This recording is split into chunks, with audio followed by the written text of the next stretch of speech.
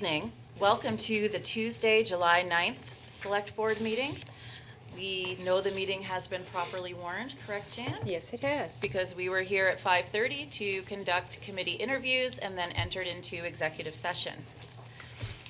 At this time, I would look for a motion to approve the June 18th meeting minutes. So moved. Any discussion? Looks good. I read them because I was away. So thanks for running. Thank you for that update, Daniel. Okay. Good to read the minutes. Okay. So did you move the minutes? All those in favor, please say aye. Aye. Aye. Okay. Chair's remarks. I have two remarks. First, I have a message for the viewers from BCTV regarding this evening's meeting, and my message is, if you are experiencing difficulty watching the meeting on cable, please try watching on our Facebook page, Brattleboro Community TV, or tuned into our Channel 10 live stream, which can be found on our website, brattleboro.tv. This is important. So the live stream is always up on Facebook. This was the message from BCTV. My second comment is give the usual thanks to the Brattleboro Goes Forth Committee for organizing another wonderful 4th of July. I was unable to attend this year, but I have heard good feedback about the parade, and also a nice thank you to the Recs and Parks Department for everything that took place at Memorial Park after the parade. It's always wonderful, and I heard the fireworks were great, and a thank you again to the O'Connor family, who always puts their heart and soul into the 4th of July here in Brattleboro. Okay, that's what I have. Peter? Thank you. I'm announcing this evening to the community that the town is going to be placing 3 porta potties before the end of the week. It'll be, we hope tomorrow, but likely Thursday or Friday. One in the Preston parking lot, one in the High Grove parking lot, and one on the Brattleboro Common. The question of why this and why now is because our indoor restrooms in public facilities are heavily used during the day, but they are not available 24/7. We have public restrooms at the Brattleboro Transportation Center, the Gibson-Aiken Center, the Brooks Memorial Library, and here at the Municipal Center. But each of those buildings is closed for the overnight hours. In addition, even during the day, most of the privately owned restrooms in town are available only to customers. None of those are available 24/7.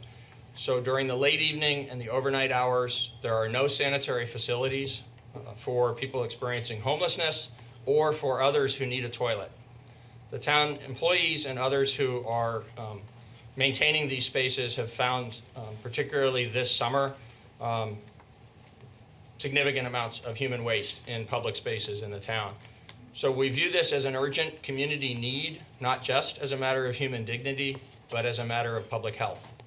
Our plan is to have a contractor place a porta potty in each of the 3 locations I mentioned, and to have that contractor empty the bucket at those locations twice per week.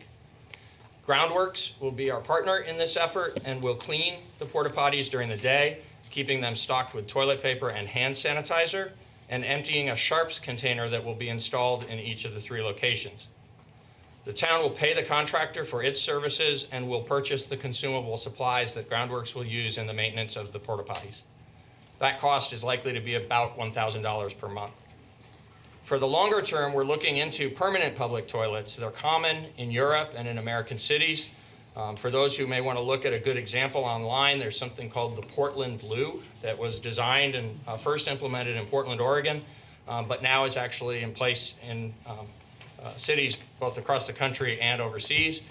It's an attractive and functional unit, but it's also very expensive. And so we need to use what is available and affordable for us right now by installing porta potties, and we will continue to look for a more durable solution for the future. Thank you. Thank you, Peter. Are there other select board members who have committee reports or general comments that you'd like to make at this time? I have a comment. Yes, Dan. It's more of an announcement, I guess. Great. On Friday, people will be gathering in Pliny Park. Pliny Park? Pliny Park. Plenty Park, for a candlelight vigil to end human detention camps. People worldwide in local towns and at detention camps around the country will be protesting the inhumane treatment of refugees. That's this Friday, Plenty Park at 8:30 in the evening. Excellent. Thank you for that. Liz or Tim? I just wanted to make a statement to say that it's too early to talk about probably, but over the weekend, we had a rough weekend in Windham County. We've heard preliminarily that we've lost 5 more people to the opioid crisis here in our county, possibly 4 in Bellows Falls, and 1 here in Brattleboro who was a beloved member of the community. So I wanted to just throw that out there. It's been happening too often, and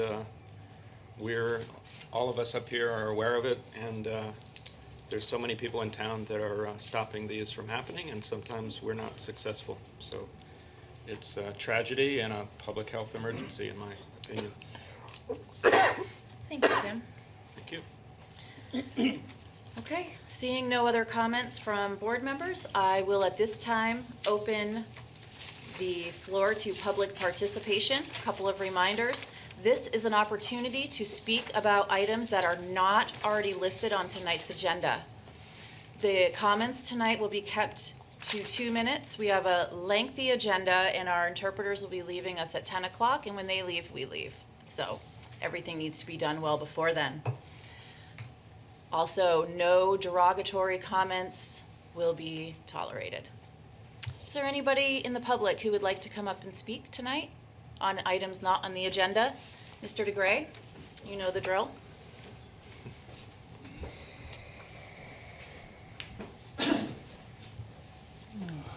Thank you, Madam Chair. Couple of items. Peter, you omitted the River Garden. Isn't the River Garden a public restroom during the day? The River Garden, Yes. people need to receive permission to use the facilities in the same manner as at some of the business establishments. There are other locations where people can sometimes use a bathroom, but they need to But I be thought under allowed their, access. I did think under their agreement, they were supposed to have public access to those bathrooms. I'd like you to check on that, and if that's the case, announce that as a place where public restrooms can be utilized. I always send people up there. Do we have a non-smoking ordinance for all municipal property, including our parks? We do not, I believe, but I'm not certain, I'd have to check, that we prohibit smoking in the parks, but not on all municipal property. I'm certain that we don't have a prohibition on all municipal property. I think we do have a prohibition in the parks. Another thing to check on, because if we don't have a ordinance, because there is no signage in the parks that I'm in, there's a lot of smoking going on in the parks, and I definitely think that needs to be addressed. Okay. Thirdly and lastly, Plenty Park and Plaza Park, under heavy use, they have become very cluttered with trash. I don't know what the trash pickup date. I certainly see the canisters there. I don't think they're getting picked up every day. But the canisters, at least in Plaza Park, are overflowing, and there's a lot of trash throughout the park and on the wall. There is a lot of trash in Plenty Park. I try to pick that up in the morning when I'm there, and I think it's very detrimental and a real eyesore. And I certainly know that they're using the trash cans because they're overflowing, but there's a lot of other trash that's not being picked up. And I guess I would ask that whoever's responsible, whether it's the rec department or the highway department, should be making a swing there because it's a real eyesore with the trash all over. And if the trash receptacles aren't getting dumped on a daily basis, you need to look at that, because that is really an eyesore when you're coming down Canal Street into the community. So I think we need to do a better job in the two main focal points downtown. And I hope you can accommodate that request. Thank you. Thank you. Are there other members of the community that would like to come up and speak on items that are not listed on tonight's agenda? Come up and state your name and where you live. Pierre Landry, Brattleboro. Couple quick questions. I noticed some new bike stencil markings on William Street. I didn't know what the purpose of those were. Is that the main bike route into town from West Brattleboro? That's one question I had. To elaborate on Mr. DeGray's concerns of the heavy usage in the park, do we know what the park hours are at Plaza Park? I don't believe there's a Well, there's a Time sign, when there's a people can't sign be in in the the park. park. It's supposed to be cleared out at 10 o'clock. There's a could check. sign in the park. We could check and Says see the if there's an park ordinance. is Yeah. open from, it opens at 8 AM and closes at 10 PM. That's what the sign, and I think the sign should be reinstalled. It's been pulled out and laid down. As far as ordinances of alcohol consumption is a concern, smoking of marijuana in the public parks is a concern. And I also think we always talk about community policing and outreach. I work at the Holstein Association. I've yet to see an officer come visit the park and have any sort of conversations or community relations with the people that are there, and I think that would be a good thing. One of the other things that Mr. DeGray mentioned was litter.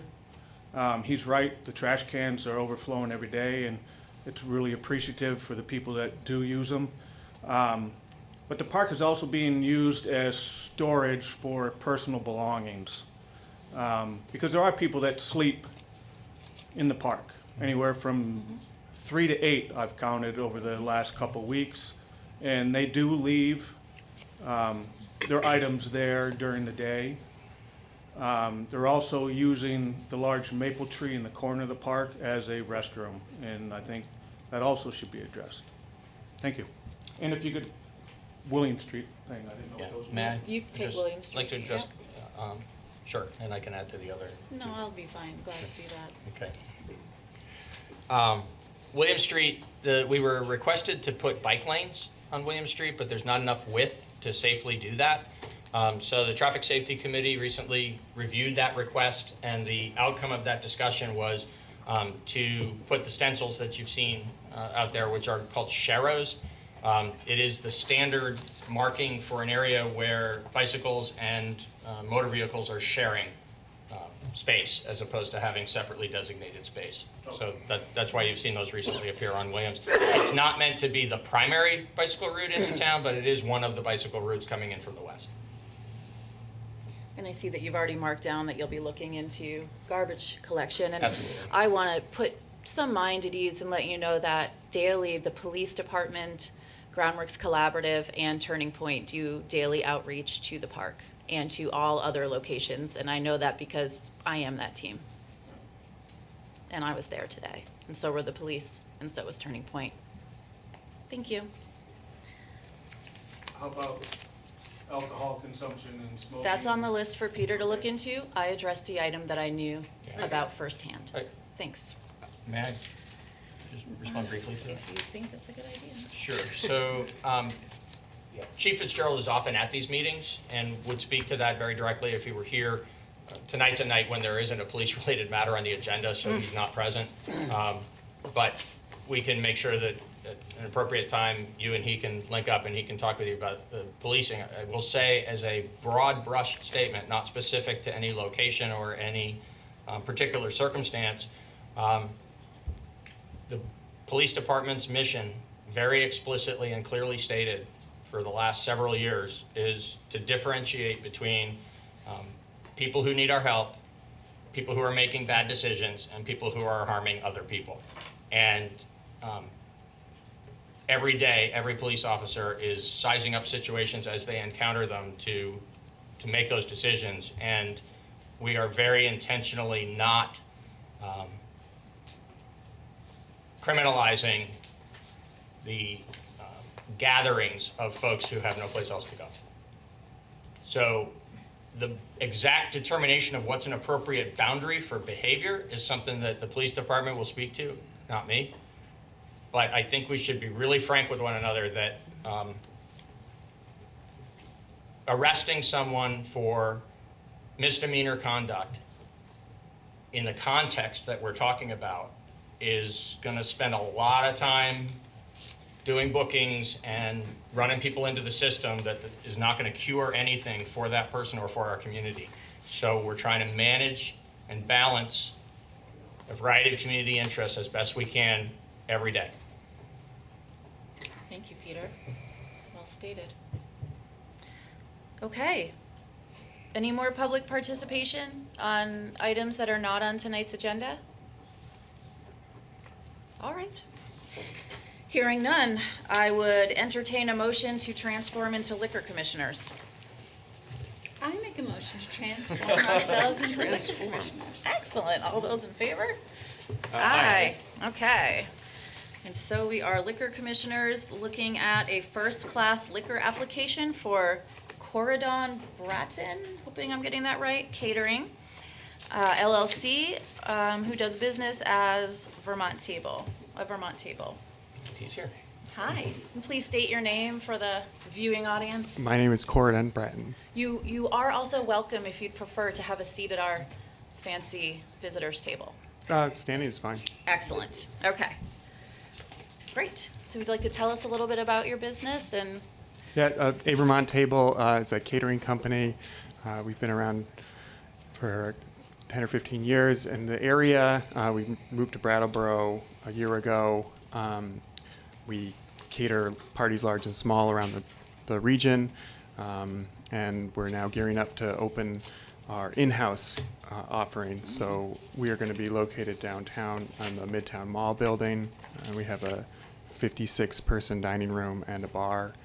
And up until now, we've had to have our clients either bring in third-party alcohol caterings or do their self-serve option, which can be problematic. So yeah. This is great. And I assume this has gone through Hillary's normal. It has. The staff has Vetting? reviewed it. All of the fees are current, and the public safety review indicates that all is in order, so we recommend that the select board approve the request. Excellent. Is there a motion, or I should say, do members, oh, all my papers are there members of the board who have questions, comments? Comments. Yes, Ms. Liz. Yeah, I just wanted to mention that I met Corey when he donated soup for the Empty Bowls dinner. And I think it's a great thing that Corey has moved this business to Brattleboro.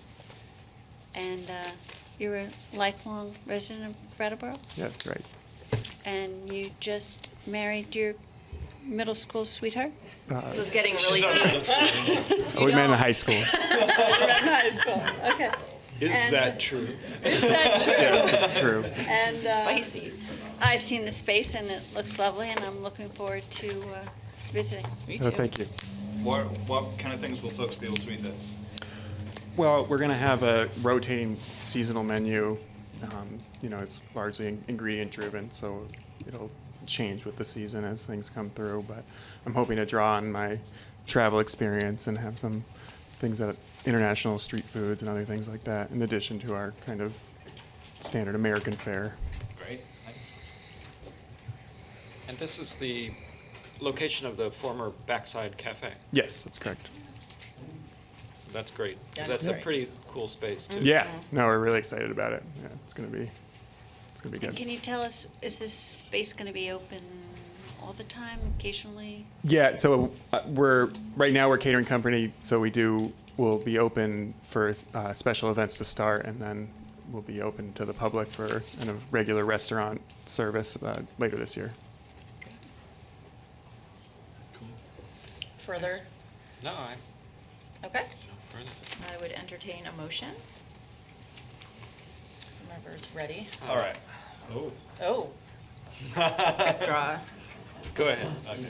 I move that we approve a first-class liquor license for Cordon, Bratton. Cordon Bratton Catering LLC, doing business as Vermont Table, located at 22 High Street, Suite 105. Okay, Daniel has made the motion to approve the first-class liquor license for Cordon Bratton Catering LLC, a Vermont Table. All those in favor? Aye. Motion carries unanimously. Thank you. Thank you very much. Yeah. Excited to watch what's going on. Yeah, thank you. Good luck. All right. At this time, I would take a motion to adjourn as liquor commissioners. So moved. All those in favor? Aye. And at this time, I would take a motion to transform into water and sewer commissioners. I make a motion to become water and sewer commissioners. Excellent. All those in favor? Aye. Aye. And our first item for water and sewer commissioners is the replacement pickup truck purchase. Yes. Are you speaking to that tonight, Peter? I am. Okay. So, the Utilities Division of the Public Works Department went out to bid for the replacement utility truck. We often buy these types of vehicles off the state contract, but what we found in this particular instance was it was late in the fiscal year and their state contract didn't have any vehicles available under last year's bidding. We would have had to wait in line for this next cycle. And so instead, we put a bid out into the, for public sealed bidding. And the result of that was Faith's Ford here in Brattleboro was the low bidder at $33,395 for the vehicle, $4,997 for the 7-year, 75,000 mile extended warranty on the vehicle. And so we're recommending this evening that you award the bid for this vehicle in the total amount of $38,392 to Faith's Ford of Brattleboro. The budget figure in the utilities budget for this purchase was $42,000. Great, great. Is there a discussion on the board about this truck? Not for me. Seems like a wise No? purchase. Last year. Is there a discussion from members of the public about this truck? Seeing none, I would entertain a motion. I'll make a motion to award the bid for a utilities division service truck to Faith's Ford in the total amount of $38,392, including an extended warranty and credit for a trade-in vehicle. Okay. Tim has made the motion to award the bid for the utilities division service truck to Faith's Ford in the amount of $38,392, including the warranty and credit for trade-in. All those in favor? Aye. Any opposed? Motion carries. Okay, I'd like a motion to adjourn as water and sewer commissioners. So moved. Excellent. All those in favor? Aye. Okay. We now move into unfinished business, and our first item is ordinance amendment. This is the second reading and public hearing of Chapter 8, Article 4 of the Rental Housing Registration and Inspection Ordinance. Peter? Thank you. So first reading was at your last meeting on June 18th, and there was a good full discussion of this matter at that time, including several questions that were raised by landlords during the course of the discussion about particular aspects of the ordinance. There are two that we've addressed in a memorandum from Lenny Howard, the Assistant Fire Chief and Town Health Officer, who's here this evening, along with Fire Chief Mike Bacassi. Len's memorandum dated June 27th is part of the backup for tonight's meeting, so it's been out in public for the last 4 or 5 days. Hopefully folks have had a chance to see it who are interested in this matter. And I say that because I'm going to summarize rather than be exceedingly specific about the first matter, where there was a substantial amount of research done in response to a question about who would be exempted and who would not be exempted from this. And the summary to that research is, while there are other circumstances in which individuals and organizations provide public housing of different classifications within the community, The only units in the community that are owned and operated on a permanent basis for low-income public housing and are inspected annually in accordance with the HUD requirements and including participation by the town's fire department are those units that are owned and operated by Brattleboro Housing Partnerships. So there are other entities that own and operate units that get inspected more often than the once every 4 years that will be our standard under the terms of the ordinance. But those all either have a sort of a structural, less frequent recurring inspection process involved with them, or in other cases are temporary commitments. So something that might be receiving have a voucher tenant in them in a unit at this time, the next time it turns over wouldn't necessarily remain a voucher unit, and therefore we don't think it's appropriate to exempt any other units than those that were already proposed to be exempted in the original ordinance, which are those that are owned and operated by Brattleboro Housing Partnerships. I guess one other thing that might be worth noting is Brattleboro Housing Partnerships actually does administer a program that relates to the vouchers as well. And so there is a BHP involvement in some of those other units that we don't believe ought to be included in the exemption. And the reason why is it's so fundamentally different. The rules related to those units are so fundamentally different than the rules related to the public housing owned and operated facilities. So, a more detailed description of the research that was conducted and the basis for that recommendation is included within Lenny's memo, but that's the essence of that one. And then separate from that, there was a question about protections for landlords when tenants do damage to their units. And we had some discussion also previously with landlords about this in the development of this ordinance. And we had attempted to include some language that we thought was instructive in that regard, but there was nothing that specifically spoke to penalties that might be imposed for that kind of conduct. There is, in fact, in state law, a very specific provision that says that a tenant can be fined up to $1,000 in instances where they are shown to have tampered with or removed smoke detectors or carbon monoxide detectors. And so we have taken the state's language related to that very specific protection and incorporated that in. We've actually made a change in the ordinance between your first reading, the form you saw it in first reading, and the form in which it's in front of you tonight, to add a paragraph to the ordinance that speaks specifically to that provision. The backup materials for this evening's meeting also included a flyer with information from the state about that particular provision of state law and what will now be a provision, if you do adopt the ordinance tonight in this form, provision of the town's ordinance as well. Thank you for that summary as we lead in. And at this time, I am opening the public hearing on this item. Okay, we are open and let's get started. Who wants to be first?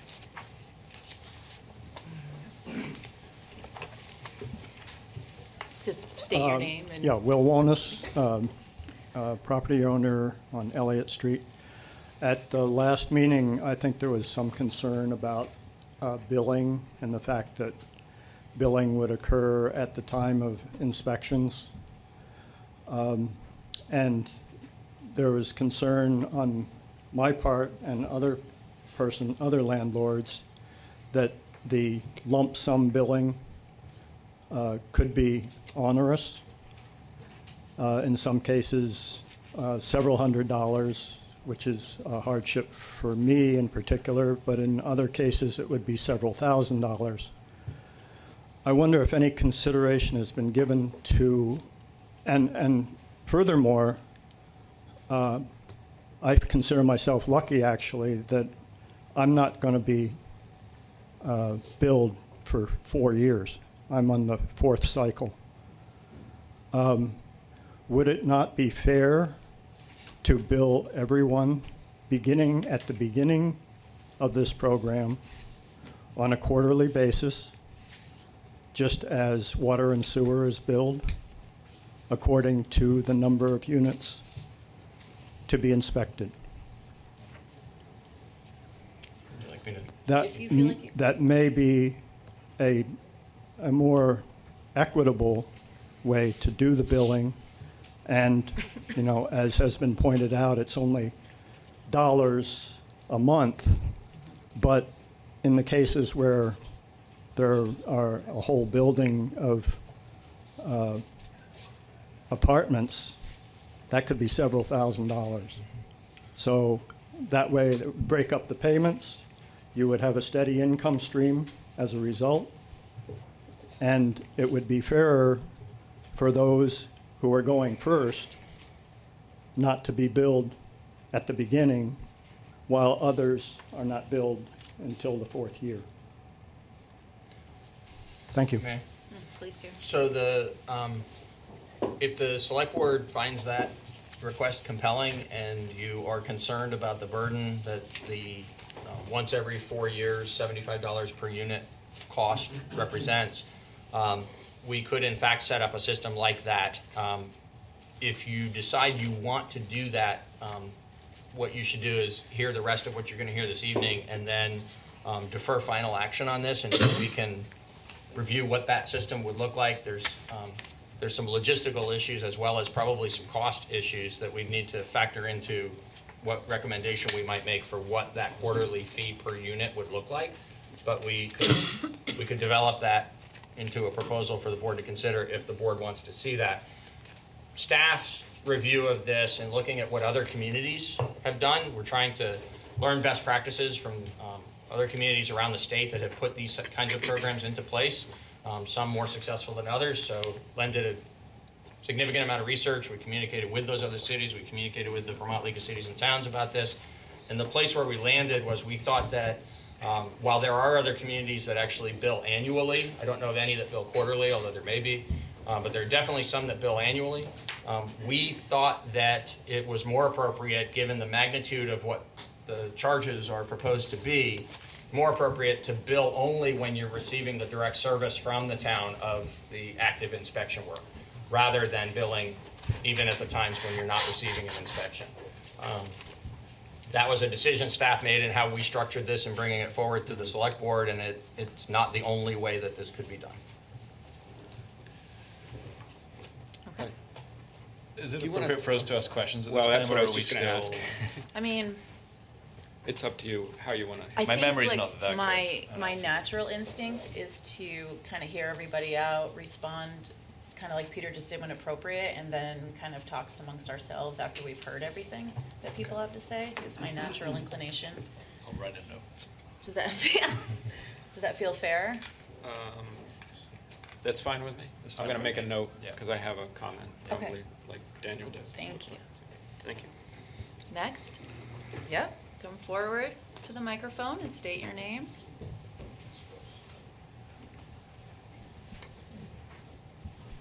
Frick Sprite, District 3. I have a couple of comments and concerns. One of them is the tenant damage and retaliatory calls for inspections, both of which I've experienced on a number of occasions. My experience is, as with many things, the enforcement is pretty much non-existent. I've had police come in and clearly consider what was done to be sort of willful property damage that, if it were done by a separate individual on a single-family house, would result in a court hearing and charges. But because I'm a landlord, nothing happens. It seems to be, I don't know why the police department won't take it up. The fire department has seen cases where tenants have taken down smoke detectors, among other things, that have caused codes violations, and I don't know a single one of them that's been cited for that. So that's a problem. And then this creates another situation, which creates yet another nonsensical sort of what I would call discriminatory fee, sort of like what's happened with the trash and recycling. And if I say if recycling is a public good and codes enforcement is a public good, and We should pick up everybody's recycling, pick up everybody's trash, put it on the tax base, if it's a public good, and inspect all the houses, everything.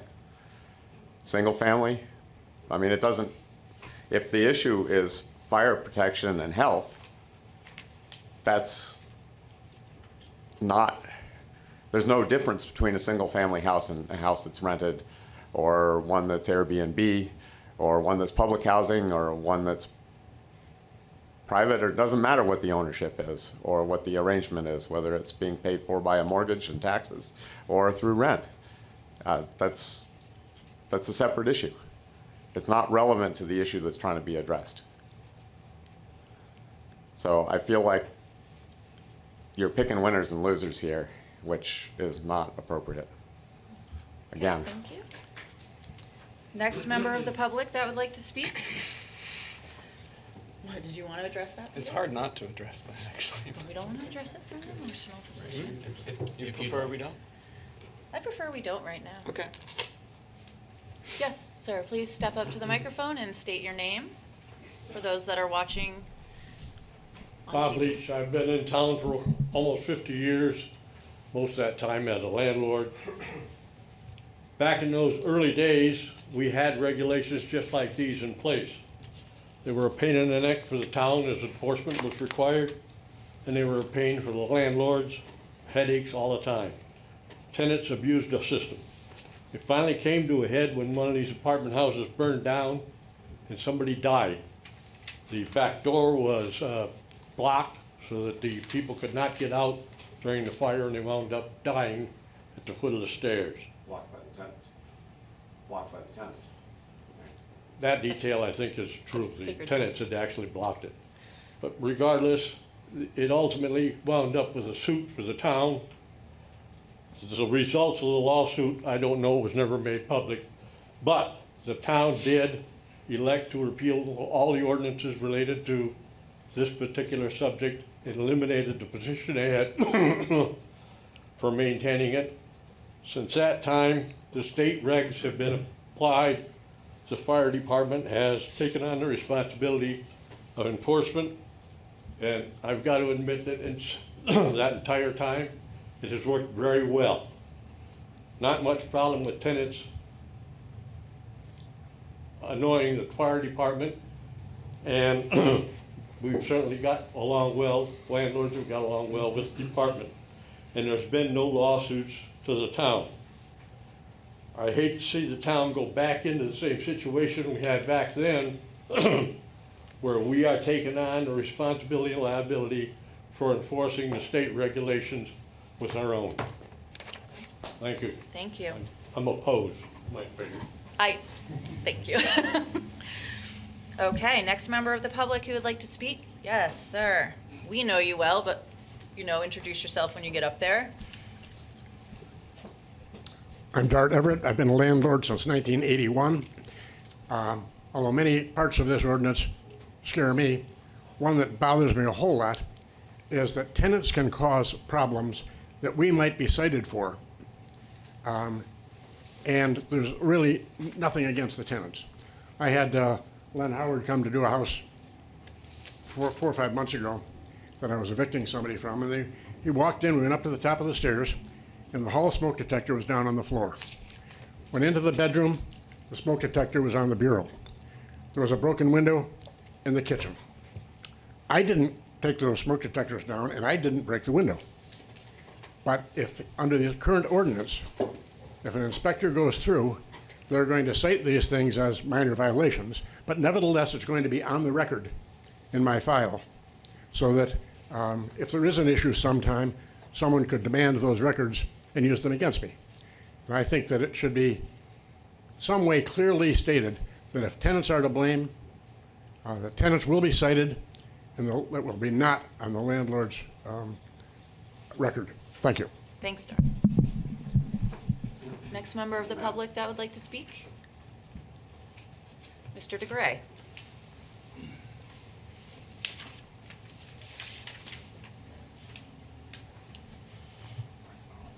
Thank you. A couple of questions. What happens if we end up going to court? Who's going to be paying for that in terms of our staff time if Lenny has to go to court? Where is that pot of money going to come from when they're tied up in court for hours or possibly days? Someone takes us to court on this issue. You can feel free to answer direct questions. So the salaries of the employees who are going to be enforcing under this ordinance are going to be paid in accordance with all the normal rules. It's not going to change the fee structure related to the ordinance. And is it my understanding that this is going to be done on overtime? And The inspectors who will be assisting Lenny in the conduct of this program will be doing it. They're going to be firefighters who work a regular firefighting shift once every 3 days, one day out of 3 days, 24-hour shifts. And then during their 2 off days, will do this work on overtime. why would they be getting paid overtime? Wouldn't it behoove us to hire people as independent contractors than to pay people overtime? Actually, there's strict regulations regarding who you can hire as independent contractors. With the way that a program like this would work, you'd be hiring employees, and it would be additional employees with additional medical benefits and other costs that we actually did that analysis in considering how to structure the program, and the cost-effective way for the town to do this is use existing employees working these hours on overtime. One of the real bad things, the downside of overtime, is it becomes part of the salary that people expect to make, and it really is a bad deal for the town. And I'm going to ask you to put this in as a full-time position. This should be a full-time staff position. Frick talked about things that commercial building owners don't get. They don't get trash pickup, yet we pay for it. And yet we have to provide dumpsters for our tenants, so there's a double cost that our tenants are ending up paying for. And if the town is that serious about this, and it sounds like you are, and I'm not opposed to the concept, I'm really opposed to overtime, and I think if it's that important and the board is that committed to it, it should be a full-time staff position. I'm not a big fan of people working overtime. I think it affects their regular time position. Okay, we're closing in on our 2 minutes. Pardon? We're closing in on our 2 minutes per person. We Well, have another I would item. think this is a public hearing, so. It's a public hearing, but I And I still- didn't hear you say that. That's So fine I'm now. going to ask my questions. Is there anything in the ordinance, because I didn't read it, I apologize for that, that if we do have, if someone is cited for several incidents, is there something in the ordinance that says we're going to come back in a year and re-inspect that unit? Or do they get, just after they find out, after they do that, are they back in the 4-year cycle? There's actually follow-up that occurs more quickly and rigorously than a year later. So for the particular 4-year cycle, there's follow-up inspections to get a unit that's not in compliance on its first quadrennial inspection to come back as many times as necessary to get them into compliance for that cycle.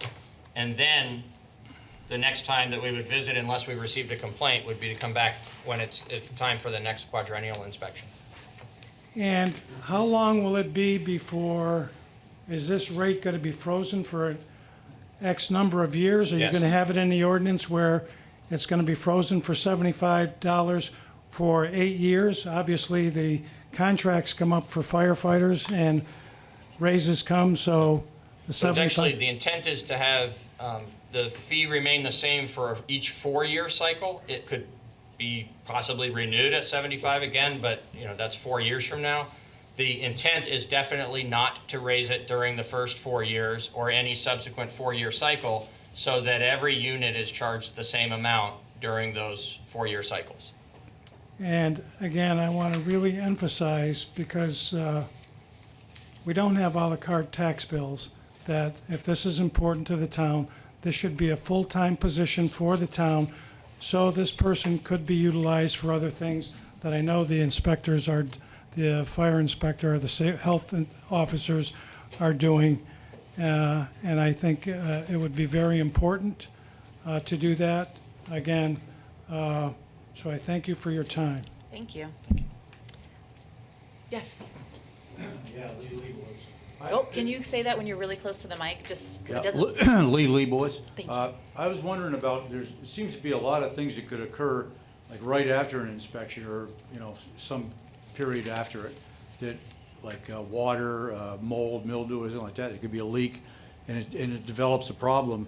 And, you know, if you don't have, you know, if somebody's not gonna address it for another 4 years, you know, it's gonna come down to the way it is now, where if a tenant has a problem, they first talk to their landlord, and if they don't get any results, they would probably go to you people. So it's gonna be the same thing, you know, and that could occur. I mean, you know, a furnace could go bad or something like that. It's gotta be, you know, this seems to be a fix that isn't really gonna do the trick, you know, in that sense, you know. So if you do the inspection next week, you know, there's a leak and you get mold, and the furnace goes, something malfunctions and it's not putting out enough heat to keep the place warm or something like that, you know, it's gonna come back to the same thing where you gotta communicate with the people that are renting from you. But, Thank you. yeah. Next member of the community? There's no more. Yes. I thought that would be yours.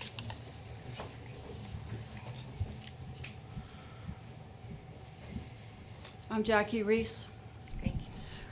I've been a landlord in this town for almost 20 years, and I now manage a couple of buildings around. In those 20 years, there have been problems that have, of course, been developing, as everybody knows, and they seem to have accelerated in the last 5. I know that there can be objections and there can be problems that come with this solution to that the fire department, in their experience and intelligence, has come up with. But I also know that if nothing is done, that buildings will go down, that if it continues the way that it is, I know that people say that it has worked so pretty well so far,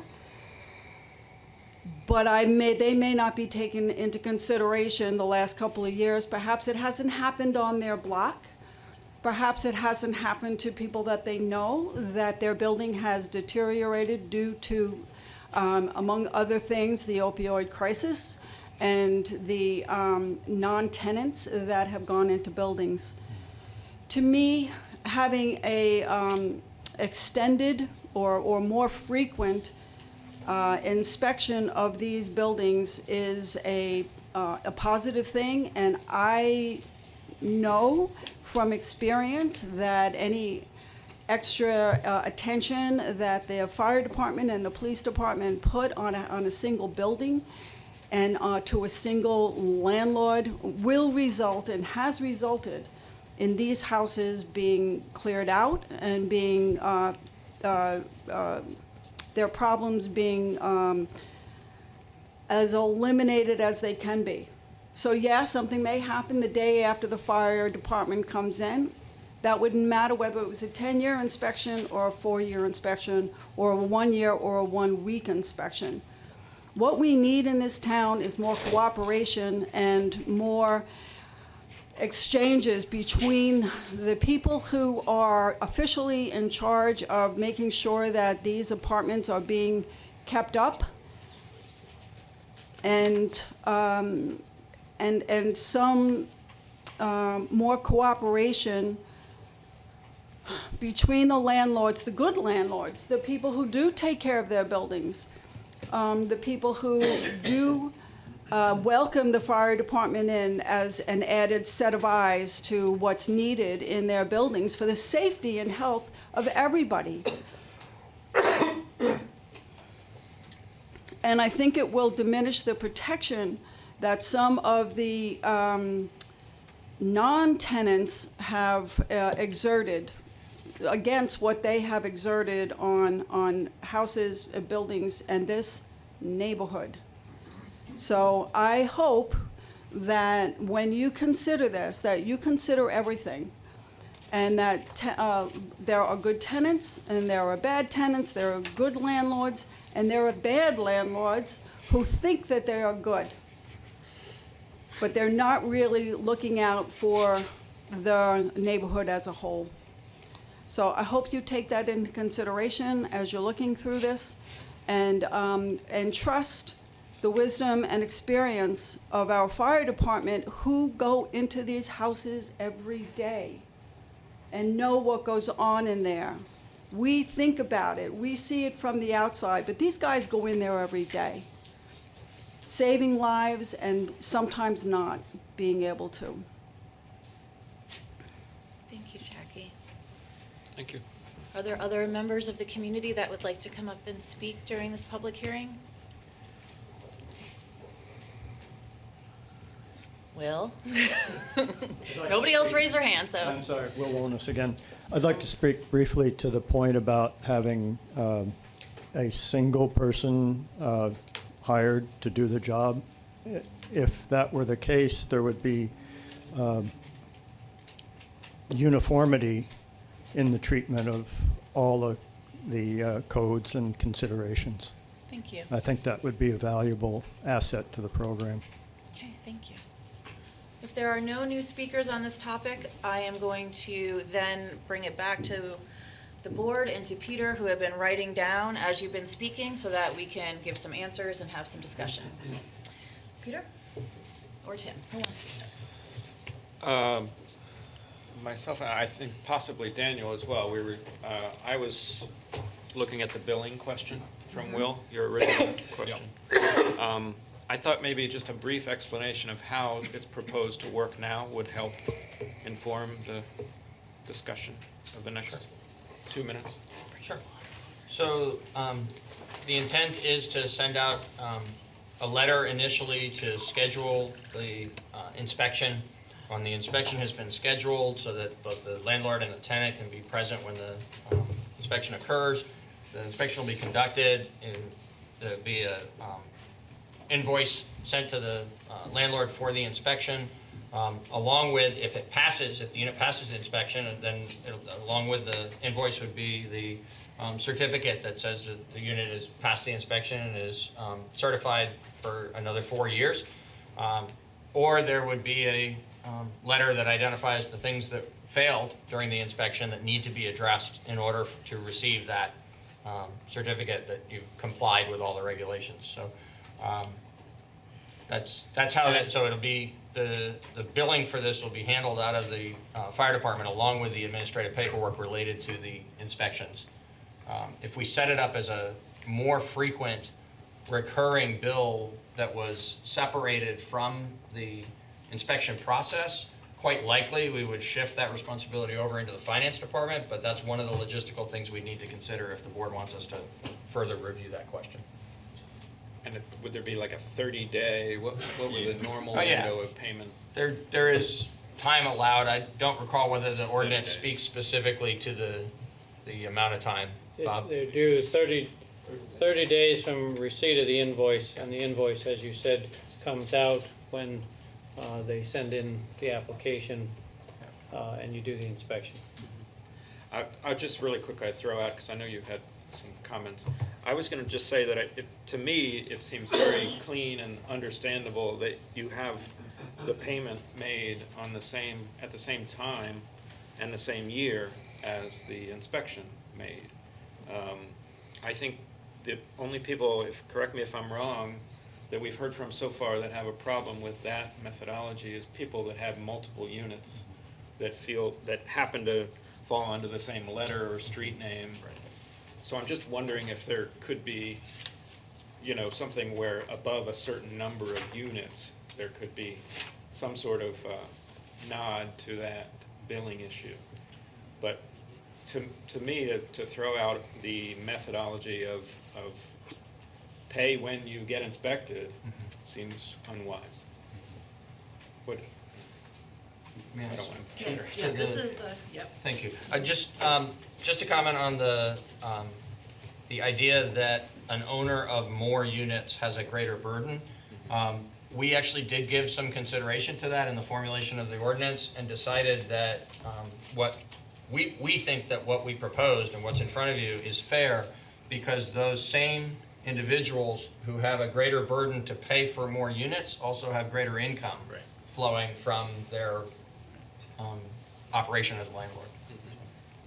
Can we go back to the billing thing? So I was thinking about the timeline of this. So like anyone that's not in the first zone has plenty of time to budget for affording this and more units, more income, so Putting it in should be fair. escrow, so to speak. Right, right. I mean, I have some bills that are paid once a year, and over the course of the year, I squirrel away a little bit of money here or there and pay for them. And I'm sure that experienced landlords are capable of doing exactly that. But I'm curious about the first zone, right? So if we were to approve this ordinance today, when are people gonna be getting a bill? The first inspections and the first billings would occur in late September or early October. Okay. So several months from now. Yes. To find $75 Per unit, yes. inspection. That'd be zone 1, or? Yeah. Yes. Yeah. Okay. Further questions on the board, or answers to questions that were raised About other things? about this? other than What I the wanted to billing do question? is collect all feedback, Yeah, yeah. and then that way, when we're having our discussion up here, we have Yeah. our own ideas and also the community's ideas. Okay, great. I'm pretty disappointed, I think, that in a public hearing about an ordinance that affects landlords, that you might come to that ordinance hearing having not read the ordinance and want to comment on it. I read it. It's a long document. I'm not a landlord, but I feel like it's my responsibility to read the thing. And yeah, I'm pretty shocked about that. And I also heard a lot of kind of what sounds like an adversarial relationship between landlord and tenant, which makes me wonder why, tenants might push back against what the landlords are up to. And as someone that's rented all of their life until just the other year, I felt happiest when I was in a place where the landlord took care of it. I loved it when landlords lived in the building. I loved it when landlords were flexible, and my experience with landlords has been, by and large, positive. In the work that I've been doing at Sevco recently, I had a client come in today to tell me about a housing safety issue that they have that I don't know the ins and outs of, but their side of it, they were concerned about the lack of response from the landlords to address their safety concerns. And so I hear this mistrust on both sides, right? And so it makes me wonder, why be a landlord, right? I was a teacher. If I stopped liking kids, I should stop being a teacher. If you don't like tenants, maybe there's a question of whether or not this is the right line of work. Okay, I'd next. like to respond to that. We're gonna stay doing it this way, and then I will come back to the Yeah, public. Liz or Peter, do you want answers to the understand questions that were already raised? I don't. You don't? Peter, I see you have. Yeah, some I've made notes. some notes. I'd be happy to address other things that came up if the board has follow-up questions about them. The one thing I would speak to on my own initiative is this full-time question versus using the I have existing that as- employees on overtime. I'd love to hear you. Yeah, so that's another thing like the billing cycle, that, there's no one right way to do it. I can tell you the reason we chose to do it the way we're proposing is twofold. We think it will be a more versatile, responsive team because more people will be involved who are well-trained and experienced in doing this work.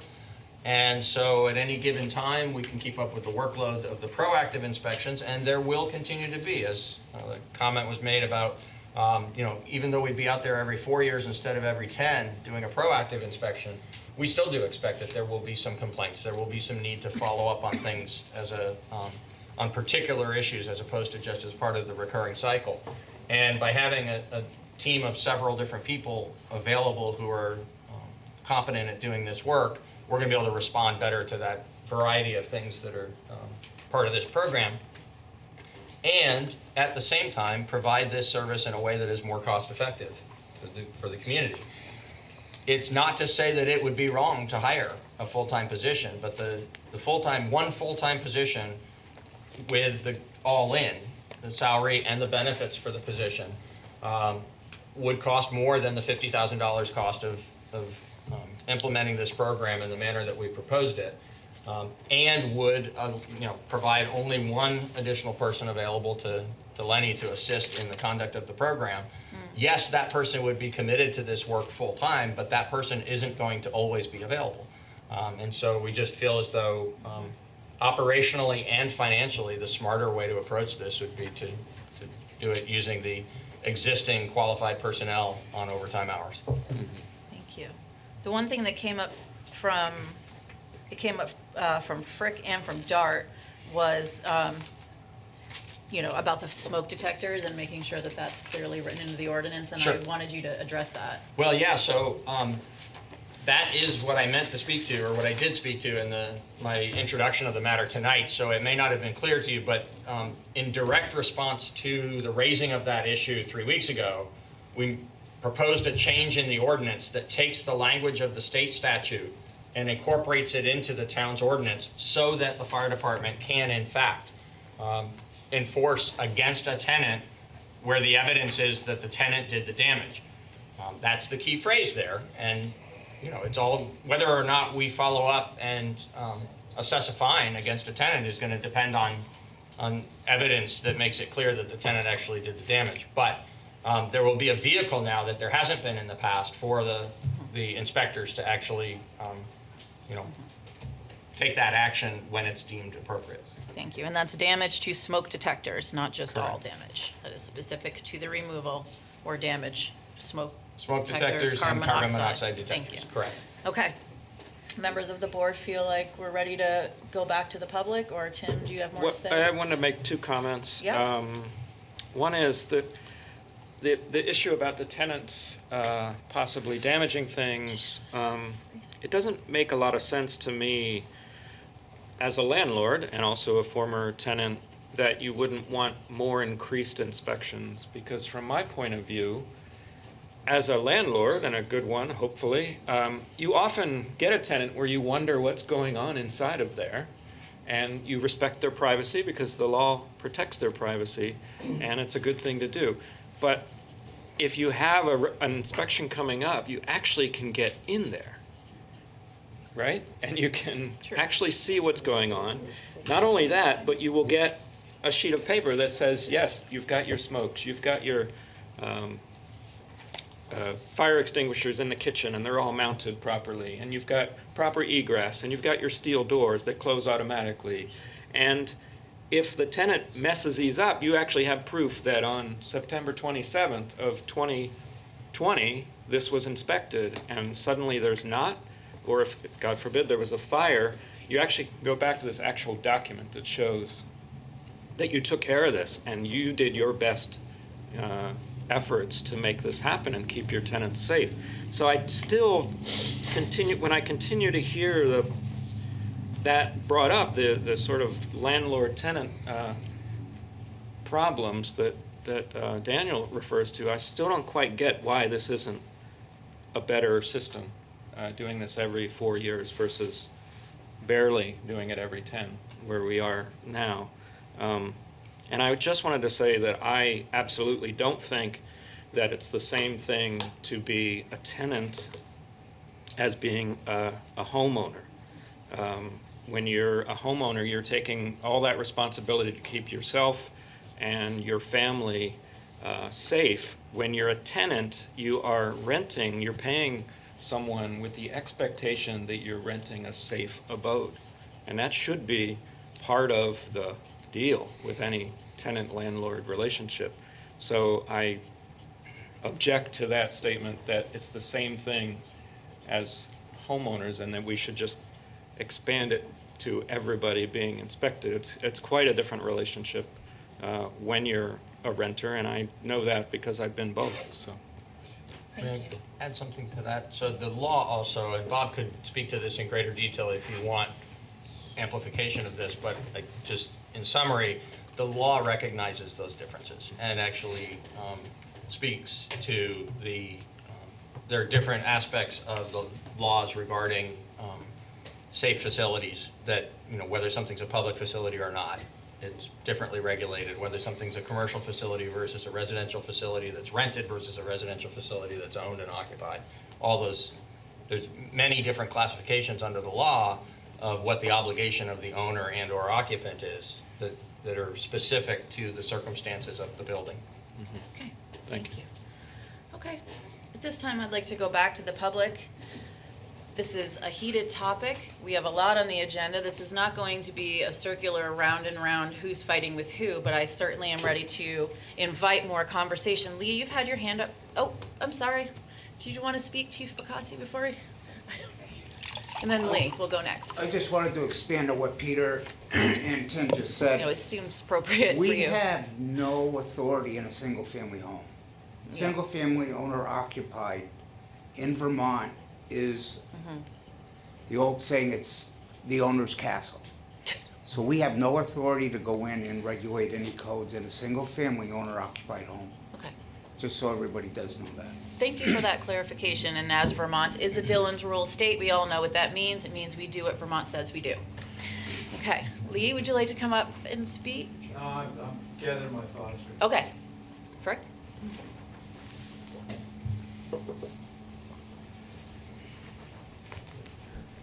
Fricksburg District 3.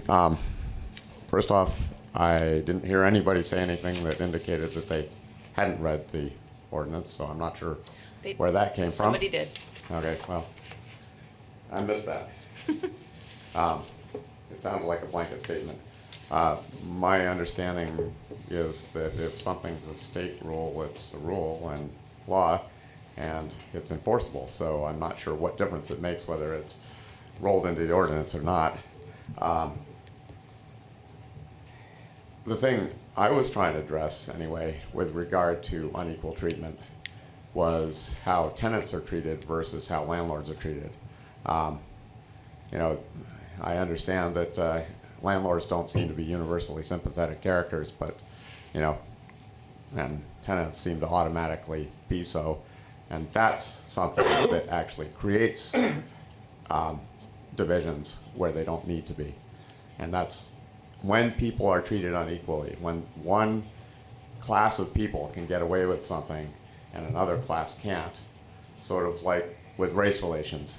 It creates problems that weren't there before or exacerbates ones that are there. And that's one of the things I've been trying to address. If this is a public good and tenants are grown-ups, then we need to hold tenants accountable when they should be held accountable. We should hold landlords accountable when they need to be held accountable. And if it's a public good, it should be on the public dime. Just like education. I don't have kids in the school system. I have never had a problem paying the school budget. That's a much bigger deal than this is in terms of money, as far as I understand. And we'll get there tonight. Yeah, but what I'm saying is that kids are sympathetic, so we fund kids' education. Landlords seem not to be sympathetic, so we take their trash pickup away. We charge them extra fees for inspections. We hold them accountable for things that the tenants did. That is the kind of thing that creates an adversarial relationship. I have great relationships with most of my tenants, but when I have adversarial relationships, it's often because they know they can get away with things that I can't get away with. And I don't want to get away with them, but I don't think it makes sense for them to get away with them either. Thank you. Thanks, Frank. Brandy, can I make a comment? Okay. I just want to put on the record that we educate children, not because they're sympathetic, but because we need to have public education for the... Can't hear you, sorry. We educate children not because they're sympathetic creatures, but because we need to have an educated public. That's all. Is there another, Lee, did you gather your thoughts? Is there somebody else? Will? I wasn't talking about whether we should educate them, I was talking about how we fund it. You didn't address the question. Will, Yes, I'm just going back once again for, I hope, a final time to address the billing situation. It has been stated, not in this meeting, but in the prior meeting, that it is only dollars per month. $1.56. What was that figure? $1.56 per unit. $1.56 per month. per month. If it's figured that way, why not bill it that way? I mean, you brought it up. You said it's only $1.56 a month. Well, I wouldn't want to But- pay it that way. Pardon me? I wouldn't want to pay it that way. You wouldn't? No. Well, I think there are landlords here who would prefer to pay it quarterly than all in a lump sum every 4 years. Well, Now, you heard maybe- me. I was. Pardon me? Let's not go back and forth. We'll hear you out. I didn't want to get back and forth with you, so. But you did, and you're the ones who brought up the $1.56 a month. For perspective. So, Yeah. pardon me? For perspective. Yeah, Yeah. and I think it would make as much sense to bill it quarterly or semi-annually or even annually if you're breaking it down to a manageable figure, or what you're saying is a manageable figure. That sounds manageable. $75 to me is not a manageable figure when I multiply it times 5 or 6 and have to bill it within 30 days. That's not manageable. what about setting up an escrow account that you have automatic transfers into every month of $1.56 per unit? And then at the end, it would be full. That would be possible, and I've also expressed the fact that the way I have to rent my apartments is through subsidized housing, which is not a market rate. So yes, it probably would be a possibility. But why do I have to do the escrow account when you have the facility in the town to do quarterly billing? Thank you. That's all. Thank you. Next member of the community that would like to speak on this topic, this ordinance? Okay. Does the board feel like it needs further discussion before looking at this formally with the intent of making a motion at this time? Or does the board feel ready to make, what's the pleasure?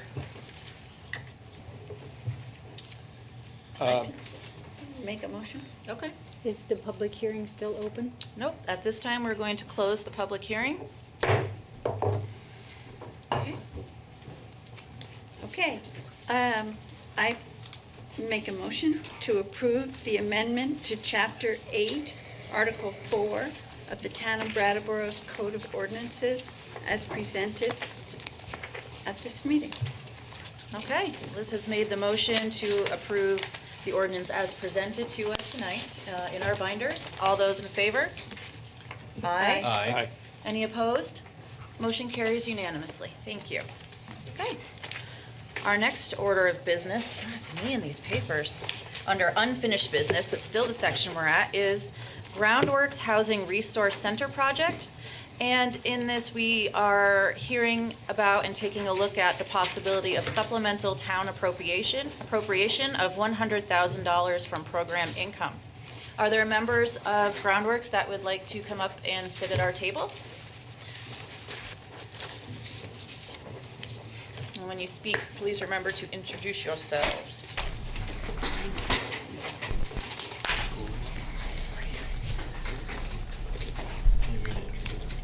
Yes, please, Peter. Sure.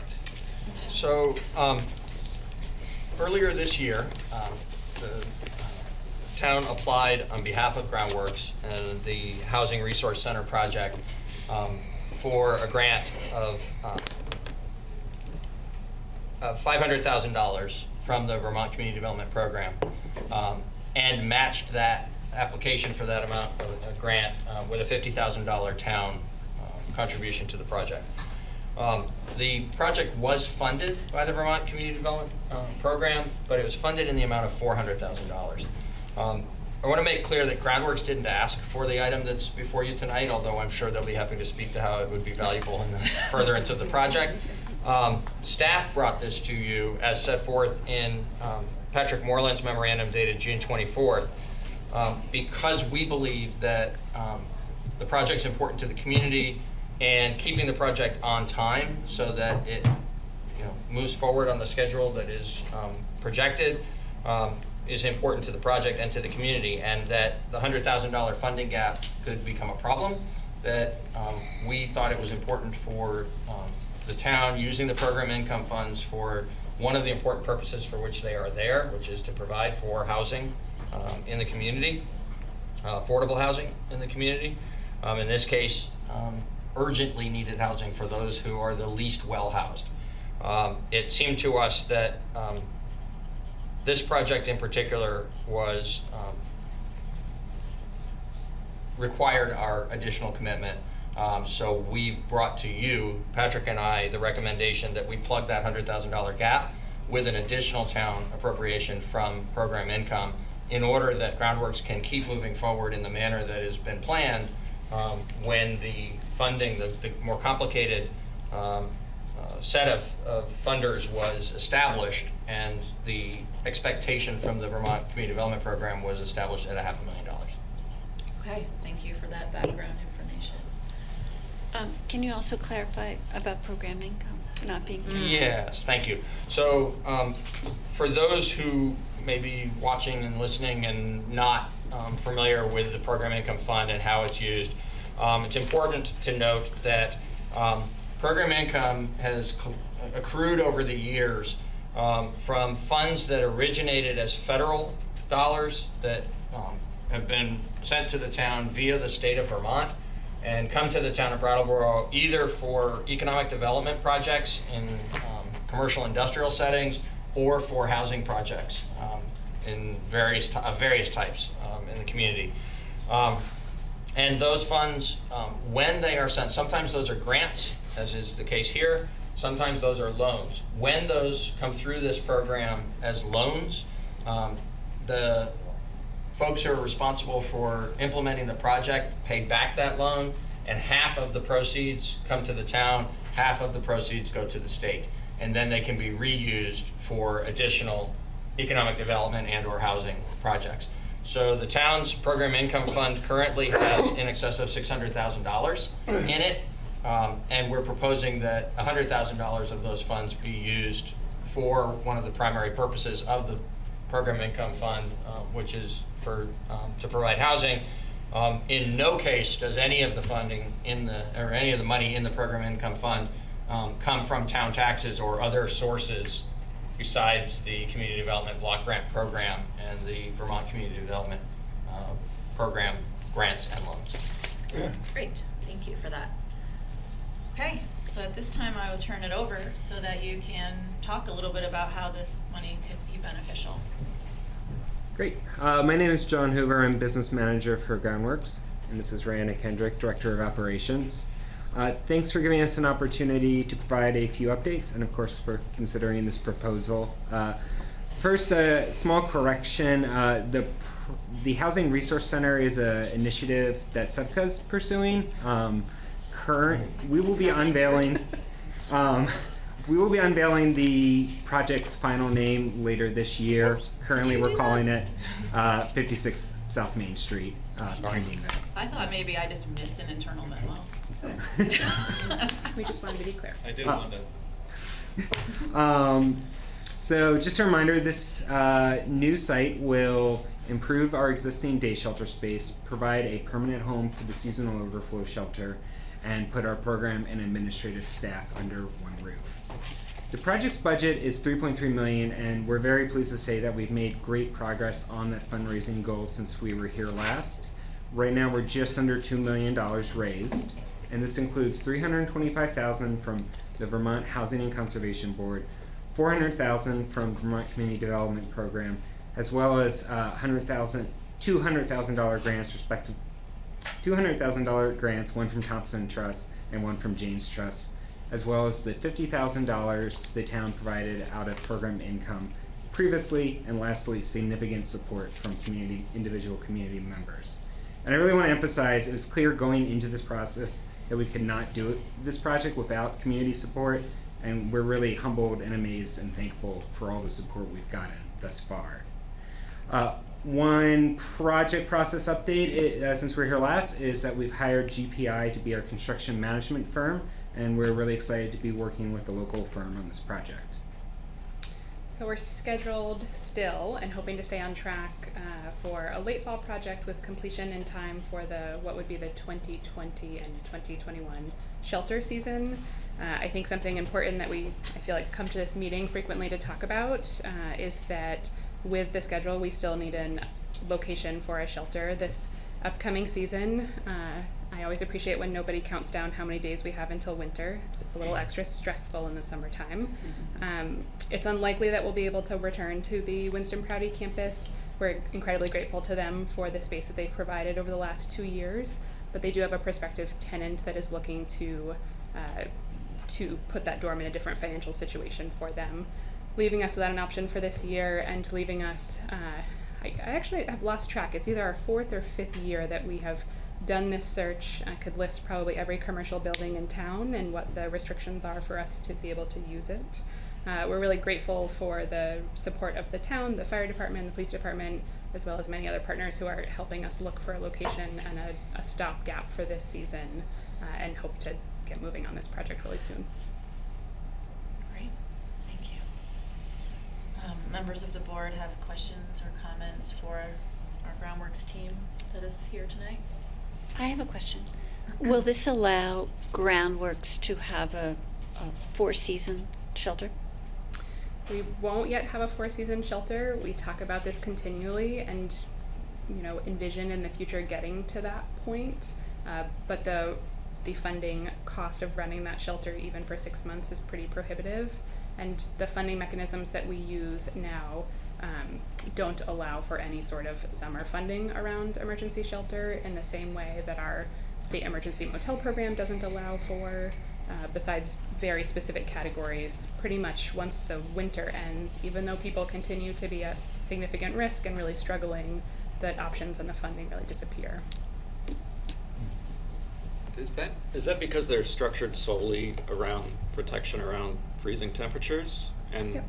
So there is actually a prohibition against, if you were to be a facility that offered that service, is there a prohibition? Not a prohibition, just a restriction around being able to access funding that would allow us to run that shelter year round. Okay. But there's possibility there may be other funding sources. We continue to work yeah. on this issue all the time and look at how we could fund and what it would look like to have a year-round shelter. And in our design plans, we specifically created a space that would allow the shelter, our seasonal shelter and our day shelter, to coexist, so that we're not creating space that we don't use 6 months out of the year, that we're creating really flexible spaces that we can convert in the future once if our community has solved homelessness. And also, if we could access funding, that we could look at having a year-round program. And I'll note, for those not familiar with our organization, we do also operate a year-round shelter that is at full capacity year-round, but our seasonal shelter is, of course, seasonal. Yes, thank you. The correction around warming shelters are not funded for seasons. It does not mean that there are not year-round shelters that exist that are funded. Right, thank Just you. to make that extra confusing. Further comments or questions from members of the board? Without it, are you taking a breath to speak? Oh, I guess I just want to say that I can't think of a better use for at least a chunk of this program income right now for our community. Are there members of the public? Yes, Mr. DeGray. Peter, how much is in the fund? In excess of 600,000. At the last accounting, it was 660,829. Thank you. Further questions or comments from members of the community who are here tonight? Okay, then I would entertain a motion. I will go ahead and say up front that I will be abstaining from this vote. Okay. I think it's appropriate for me. Oh, certainly. You could tell people why, but. Oh, I'm I mean- abstaining from this vote because I am an employee of Groundworks Collaborative, and I'm pretty sure my office is literally gonna be in this building that's being built. That's true. I'll make a motion.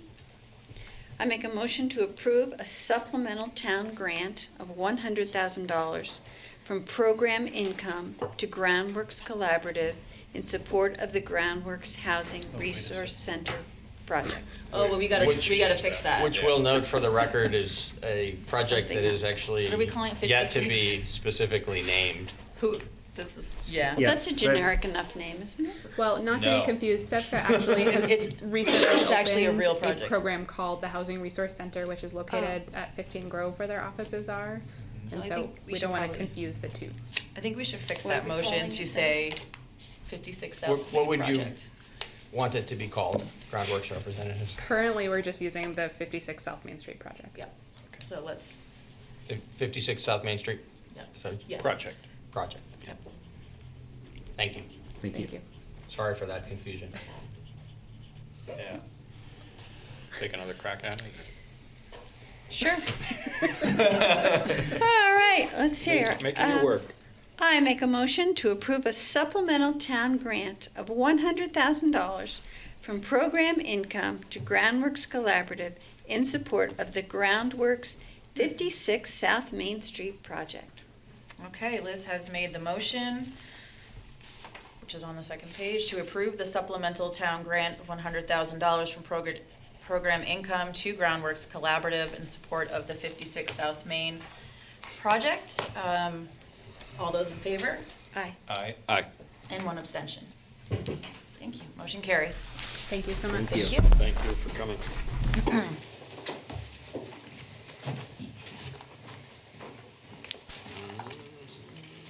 That's right. Okay, so now we're actually moving into new business, and our first item is to set the FY20 property tax rates. So what's before you this evening, I'll say for the sake of the public who may have reviewed the materials, was not included in what was posted to the internet. The reason why is related to the still unfolding process at the state of Vermont regarding the setting of education property tax rates this year with all of the complications that have been raised by the implementation of Act 46. So we included in the backup materials for the meeting an explanation of that and said that we expected to receive the needed information prior to this meeting and would provide the tax rate proposal in the normal format. In fact, what happened was yesterday we learned that we wouldn't be receiving that information certified in the normal manner from the state in time for this meeting. But John O'Connor, the finance director, had communication with people at the state and with people in the schools and validated the methodology that's used to do the calculation. And so while we don't have final certification that comes through a process that includes both the Agency of Education and the Department of Taxes at the state, and we actually don't expect to receive that for at least days and likely weeks, but we do know that we will receive it sometime later this summer in accordance with the statutory requirements. While we don't have the normal certification from the state, we do have numbers before you this evening that have been calculated in the manner that the state will be doing its work. And if the final number from the state is any different than what's in front of you, it's very likely to be an immaterial rounding matter. If what we get from the state later this summer is materially different from what's in front of you this evening, we'll be back before you to recommend that you adopt an amended tax rate, and we would issue amended tax bills. The reason for bringing it forward to you this evening in the normal format so that you and the public can be well aware of what you're adopting, based on our high level of confidence that it is in fact the numbers that the state would have provided if it was not in the midst of such a complicated and difficult process. The reason we have done that is because any other alternative, and there are other alternatives to how this matter might have been handled, any other alternative would have required something that is actually more complicated here in Brattleboro and would likely to have led to at least confusion, if not actual problems for taxpayers and the administration of town finances. And so what we have before you is in the normal format. I'll identify the proposed tax rates in a moment. If you have any questions about what I've just described or about these numbers, John O'Connor is here and can speak to the communications he's had and the calculations he's made. But we do want to make sure that everybody knows that this is, while it's being done in a different manner than usual, we've landed in a place that we do have a high level of confidence is in fact what's going to be the final outcome of the usual processes. And that outcome is a municipal tax rate for town operations of $1.2594 per $100 of value. Tax rate for the specific to the downtown improvement district for part of the funding for the DBA's operations of $0.1305 per $100 of assessed valuation for those affected downtown properties. An additional tax rate for the Tri-Park Special Assessment area of $6.8785 per $100 of assessed valuation. That, you'll remember, is related to utility improvements that were made within Tri-Park and that are being paid back by the town through a bond that is the funding for which, the funding for those bond payments is paid through this particular, it functions more like an assessment, but it's adopted as a tax rate each year. And finally, the two numbers, so those numbers are all numbers that are locally calculated based on local decisions. The two numbers that reflect the work that's still being done in Montpelier, but which we're confident will come in at or within a rounding factor of these two numbers are $1.6467 per $100 of assessed value for homestead properties for the state education property tax, and $1.5368 per $100 of assessed value for non-residential properties payment of the education, state-imposed education property tax. Okay. Thank you for that. Members of the board that would like to ask questions? Looks like Liz is ready to go. Yeah, I don't understand this grand list number. This is not the total valuation for the town. No, that's the total valuation of the town divided by 1,000, which is how the grand list is calculated. I'm sorry, by 100, which is how the grand list is calculated according to state statute. Thank you. Daniel or Tim? I just want to underline the fact that municipal taxes are going down, which hasn't happened in a few years. Sure. So it's something to celebrate. But unfortunately, we have some other taxes to pay. Sure. Daniel? I'm good. Anything? The numbers speak for themselves. Members of the community want to speak? Frick?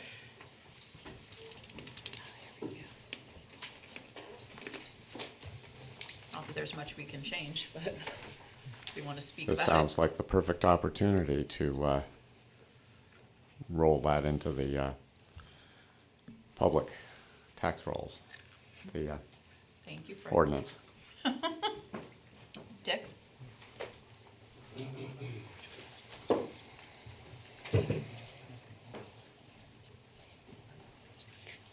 Thank you.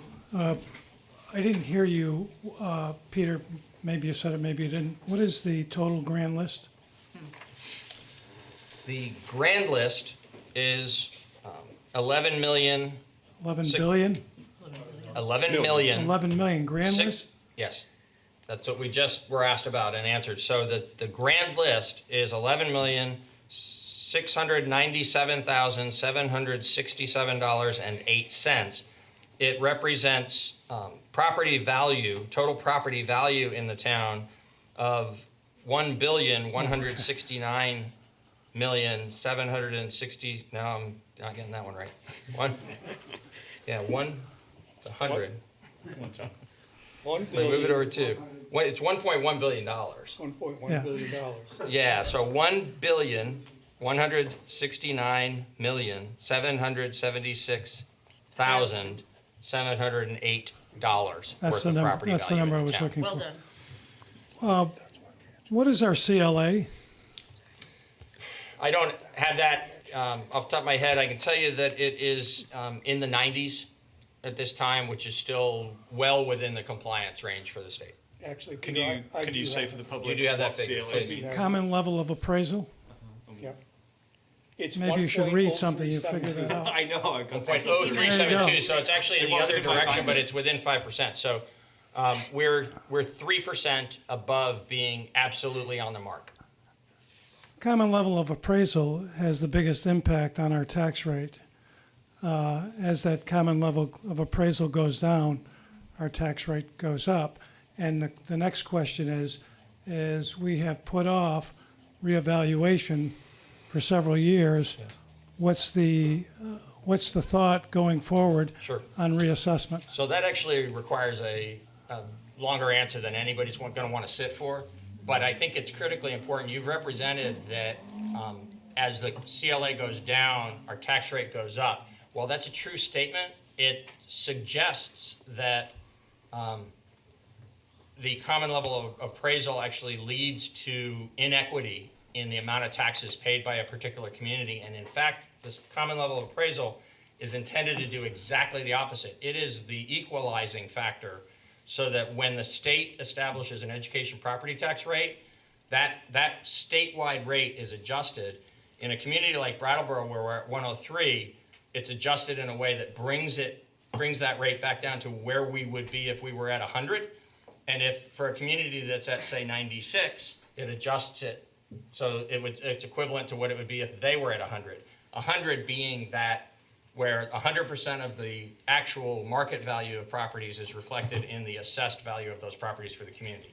But we're better off with a So the higher reason the number. state uses common level of appraisal is so that since every town does its own appraising, in other states there's more centralized property valuation. But since in Vermont, every town does its own assessing, the common level of appraisal is the tool that's used to actually make sure that each community is only paying its fair share of that statewide education property tax. But you want to have a higher common level of appraisal number always. Thanks for clarifying that. Peter, any other members of the community wish to speak about tax rates? Yes. Michael Bosworth, very short, selfish question. So if this passes tonight, we expect to be billed as property owners for August 15th, is that correct? Exactly right, and that's why we have gone through that different than usual process of getting this ready and bringing it to the board, so that for the sake of the taxpayers and the cash flow of town government, we can stay on the normal quarterly schedule for payments. Great. Have you said the increase, the cents increase yet? I'm not sure you covered that, or did you? No, so you made the point about the decline. I could that's be on the specific municipal about that. side. So the reduction is actually 1.68 cents in the town tax rate, a reduction from 1.2762 to 1.2594, and that represents a savings of $16.82 in town taxes per $100,000 of property value. Thank you for that. How on earth did that happen? Nobody knows. Well, let me tell you. Except Tim. Tim knows. Which camera? Oh, no. No, it's directly related to our 1% local option sales tax. And some other expenditures that were taken off of that at town meeting. Right? Do I have that And all right? the trucks that were bought for less than estimated value. That always helps. But actually, Peter, I wasn't just fishing for that municipal.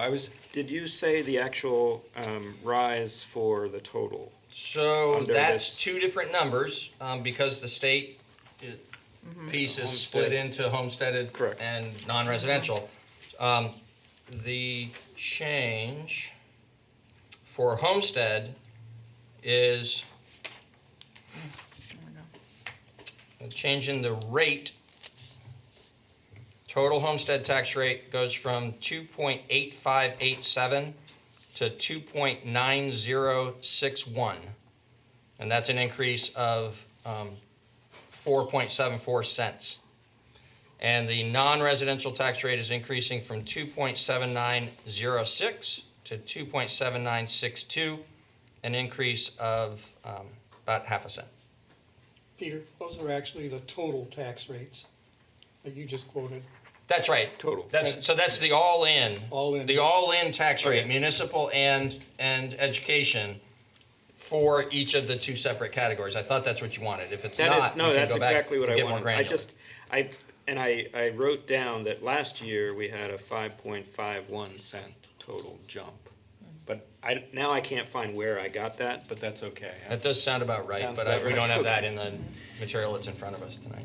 So I was just trying to find the glass half full, empty situation, where we do have a reduction in municipal, which helped to offset the impact that we think we're gonna have on the education side. Yeah, and the And it's- education side, of course, is much more complicated this year Yeah. than usual, not just procedurally, as we've been discussing, but also in the actual numbers because of the consolidation of previously separate districts. Act 46, right? Just for a little perspective for any members of the media or public that want to compare last year to this year. I mean, it's not fantastic news, but it's It's good news. at Good least news is under good where we news. were last That's year. right. So So it looks like, It's a man bite dog story. Doesn't often happen. doesn't often happen. So whoever is making this motion, you have, it's a fill in the blanks motion? Mad Lib. Mad yeah, Libs. we could just put anything we want there. So let's fill in those blanks and then somebody can be entertained to make a motion. Yeah. It's 8. We often take a break around it. Could you give us a couple of minutes just to make sure that we fill in those blanks properly Yes. before you read the Yes, motion? I can certainly do that. 2-minute break? We will take a 2-minute break at this Thank time. you. Okay, and we're back. If you remember, I know you've all been sitting glued to your TVs and smartphones. We took a break just before we were about to make a motion to set the FY20 property tax rates. Would somebody like to now make that motion? I would. We have to fill in the. We filled in the blank. I would like to make a motion to approve a municipal tax rate of $1, well, I shouldn't say it, 1.2594 per $100 of assessed valuation for general fund operations, an additional $0.1305 per $100 of assessed valuation for the downtown improvement district, an additional $6.8785 per $100 of assessed value for the Tri-Park special assessment, and to approve the town calculated education rates at 1.6467 per $100 of assessed valuation for homestead properties, and 1.5368 per $100 of assessed valuation for non-residential properties. Okay, Tim has made a motion that I'm not going to summarize for us. We all heard it. It's Good. on camera. It's right there. if you'd Nope, like. I'm not going to. All those in favor? Aye. Any opposed? Motion carries. Okay. At this point, moving on to, this is how it's just going to be tonight, so just don't judge me. Okay, we are now moving forward under new business to the Work Today program, which is a youth services request for $65,000 for a 3-month pilot program. And if people related to this topic would like to come to the table, just Emily, in the hot seat. Actually very cold. Yeah. Yeah. It's really cold I've got in here. meat under here, and Yeah. I've got to keep cool, so that's why. That's awkward. Okay. So, should we have Emily just dive right in? Sure. Dive right in. So I've been a few times before to give you updates on this issue. And we'll do a brief layout of a little bit of this challenge and the solution we find for anyone who is tuning into this conversation for the first time, even though for some of us it's probably the 6th time. Essentially spurred by community concerns around panhandling, and the challenge that many people find in finding and maintaining steady work and the incredible economic disparities in our community, we have been looking for a way to provide folks with easier access to work and work on demand. When someone is ready and able to work, that they are able to make a few dollars, and when they are not, they could still come back the next day, the next week. Essentially a low barrier work program. And so we have been working through a wide number of logistical details. Groundworks started this conversation, Youth Services took it over as part of our new Workforce Development Department. We have spun off an L3C that will be holding the employment piece of this and is really focusing on employment services for transitional and transitioning populations. So that is the big picture issue here. I would like to repeat again that this is not a one-to-one solution to any of the challenges in our community. It is part of a myriad of possible community solutions, many of which we have talked about today, including, I'm really excited about the toilets. I think that'll be wonderful. And so I want to make sure that we're not thinking that, because someone is asking for money on the street, they immediately must be shuffled off to this program. It's really important that this program is voluntary, that people are there, ready to work and interested in working when they come. So we are interested in doing a pilot program with you. We've had many conversations about this, testing this out for 3 months to see how it works, getting through some of the kinks around transportation and supervision and payroll, and during that time to begin applying for grants to fund this in a more sustained way, as well as seeking more community partners. We know historically, as a nonprofit that's been in the community for 50 years, it's very hard to get funds to get something immediately off the ground. It's much easier to get funds once an idea is a little bit tested and we can tell compelling stories to the folks who control the dollars. So what we're looking at is funding for 3 months to do this. We would hire a part-time coordinator whose job it would be to support people getting to work sites, to be checking in on people on work sites, and to provide social services support and referral when desired or needed during a lunch break. We would provide lunch to people during that lunch break, and then we would transport people back to a main meeting site in the evening. We were thinking 3 days a week, as you'll see in the table that you have in the proposal.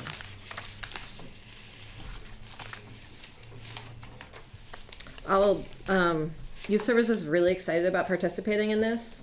We are taking an administrative cost overhead, but for instance, we're not billing for my time. That's going to be supervising the program, helping set up, all the time we've put into developing this, all of that. We really just want enough funds to get this going and moving so that we can see if we can grow it.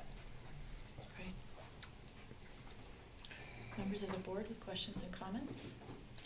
I was going to suggest that if you could just give an elevator pitch, so to speak, about what you're going to be handling and how the town is participating. Mm-hmm. In other words, who's handling issues like insurance, liability, etc. Thank you. Just really quickly, because I'm sure there's a lot of people that are just not familiar. So we're essentially serving as a temp agency, and the town and eventually other employers in the area, we're hoping, are serving as an employer that is contracting for those temporary services. It's very important to us that the folks that we're serving their labor law needs are protected, their benefits are protected, and that they're working safely and effectively. It's also important to us that we protect the employer participant. So make sure that their liability is covered, that we're holding that, and that we're not taking jobs from anyone else in that organization that might be there with a full-time or a part-time or a benefited job. And so with the town, for instance, the particular jobs that we've arranged to do are jobs that are supplementary, and if we weren't doing this program, would just probably never get done. So some of that is litter cleanup in the parks, some painting of walls that might wait a few years to get painted if we weren't here, perhaps helping to take care of the porta potties once they're set up. And it was important to me as we were developing this program that there were also options available for people who couldn't do manual labor. And so we have some great projects in the library for people who need a little bit of a less physically demanding pace. Thanks. And the city of Albuquerque does this? The city of Albuquerque has done a program similar to this, and I don't know if you've seen the TED Talk. I'm happy to send it around to people afterwards. They do something similar. There's a few differences, one of them being that because Albuquerque is in New Mexico, they have a really high migrant population there, and so I think there was a lot of intentional looking the other way around people's work status in order to make sure that the program worked. And everyone there was a contractor, an independent contractor, and I think that puts the individual participant in a position of pretty intense tax liability, as well as a number of other problems there. So we really want to make sure that as people are entering this program, they're doing it in a way that they're going to be able to benefit from it long term. Yeah, I have some questions. So some of these might seem naive, but humor me. So this is a program where somebody can show up for work that day, and at the end of the day, they'll receive their check, right? Like Mhm. the same day. Mm-hmm. We're looking, as with our other employment at youth programs at youth services, we're looking at a range of options available for someone to get paid. Possibly sometimes having available payroll cards for people who come back more regularly that would want to use something like that works sort of like an EBT card. We are developing a partnership with Brattleboro Savings and Loan to help people set up bank accounts that can't be overdrafted. And so really having the same way we would be offering a continuum of possible work opportunities to people, we would also be offering a potential continuum of access to money. Okay, great. But yes. And so if a person works for a full day, which I think was 6 hours, 6 hours. right? Mhm. They were getting $15 an hour. Mhm. Are they going to get that full gross amount, or is it? They would get a net amount. Okay. Okay. Which I'm sorry, I don't have the numbers. for Yeah, that that's in front of okay. me. Yeah. Yeah, those were my kind of basic questions. I have Mhm. more, but I'm sure Fun other people. Further questions or comments from the board before I turn it over to our community members that are here tonight? Oh, will we come back? We always come back. Oh, lovely. I think my only because I know you can handle this. What's the goal? Like in your mind, why? Where's the why? Because I mean, I have it in my just so everybody knows. This was it's been going on a long time. This conversation we started it over 2 years ago as this is one of our possibilities that we had discussed when we were attempting to deal with some of the issues that we deal with in town, as do most towns. But it was one of probably 4 or 5 ways of addressing an issue. And as Emily said, it's not going to be seen as a cure-all. But I thought maybe you could help articulate the goal of doing this. I don't want to wax too philosophical about the why, but over the last 20 years in America, we've seen a really significant increase in the swath of folks who are operating in an unbelievably low cash position. People who might have access to food, they're not necessarily hungry because we have, food shelves and soup kitchens and food stamps, but as cash benefits given by the state have become tighter and tighter with more and more restrictions and hoops that we need to jump through, including work requirements often, people are less and less likely to have any cash in their pockets. And everyone needs a little cash in their pocket. Food stamps don't pay for toilet paper, amongst a number of other things. So that's, for me, the first why. It's making sure that people in our community have enough money to get by, and knowing full well that even though we have, in some ways, a workforce shortage, and it's quite easy for some folks to get a low-wage job, maintaining that job is incredibly difficult given transportation challenges in a rural community, given childcare challenges, given even the way some treatment is structured with needing to come every day to get your dose. It's really incredibly difficult to maintain full-time employment. Work schedules are often, on demand, so people might be working at 7 a.m. one day and 7 p.m. the next day. It's hard to build a life like that. So really filling in the cracks for folks who aren't able to access that kind of employment.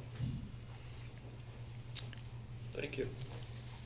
I would also add that I think that there are many people in our community, and I think there's a lot to say about this, about the idea that there is an essential dignity to work and an essential value in providing opportunities for purposeful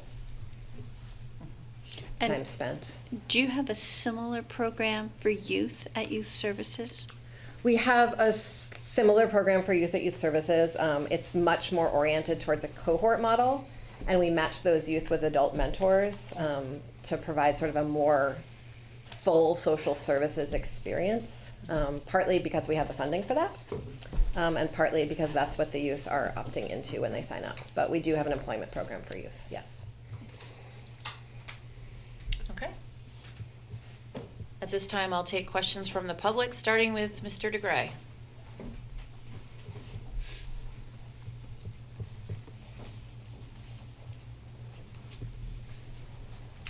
Administrative question, where is the $65,000 going to come from? It's an unbudgeted expense, so it'll need to be covered by savings in other areas of the budget or revenues that are collected in amounts greater than has been budgeted. Each year we have unbudgeted expenses that arise and other things that are underexpended, and then typically, at least in the last 5 years, we've ended each fiscal year in a favorable position in amounts between about $400,000 and $900,000. So I'm comfortable that $65,000 would be, barring some emergency situation like Irene, $65,000 ought to be covered just in the normal course of town business. Of the $65,000, you said there was an administrative for Youth Services. What is that number? It's 10%, which is fairly low for administrative overhead fees. So what is the matrix that we're going to use to measure the success of the program? So I'll say that part of this 3 months is really understanding what that is. For other programs other employment programs that we administer, we were originally sort of tasked to have people exit to full-time sustainable employment, and are realizing more and more that that's not necessarily where the success of that program might lie. And so don't want to make promises before we really see what this looks like in action. I would say that one success, and I'll tell you that personally, accountability and performance measurement is like really core to my life purpose and my joy in doing nonprofit work, very strangely and fairly geekily. But I don't want to make promises about this. So what I would see is that one really big success is just that people would have money in their pockets. That's a core success. That we'd see areas of the community be cleaned up that would not otherwise be cleaned up, and to have members of our community take ownership over spaces that they might spend time in. And I think that would be very valuable in terms of further integration within our community. So if I wanted to access people for employment using Stephanie as the conduit for mostly downtown projects, is that something that would be very doable? I was just wondering the other day if you were ever going to want help watering those flowers. But, like, honestly, I was driving down the street, I saw you, I was admiring it, and I was like, I wonder if he's ever going to want help with that. Well, you can meet me at 3 o'clock.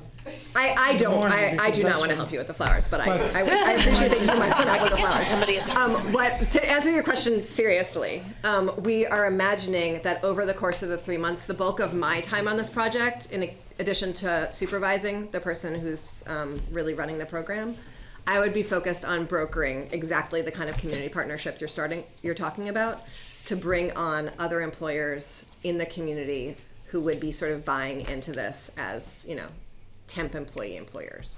Absolutely. I mean, I say that because I think there's multiple things that I have been doing that I would be more than willing to hand off to somebody to do, using DBA as the conduit for the employer. I don't know if I think the insurance piece is going to be a big piece for maybe the Downtown Alliance. I'm not sure how that's going to work out. So that's what we cover. And in the early conversations about this more than a year ago, DBA was absolutely at the table at the conversation and was planning to loop back around. I think it's a really important way that we can bring more employers in the community. And I would be more than happy to have A, B, 2, 3, 4 people. Great. I certainly Thank you. can keep them, and hopefully that'll come to fruition. Thank you. Thank you, Dick. Further comments or questions?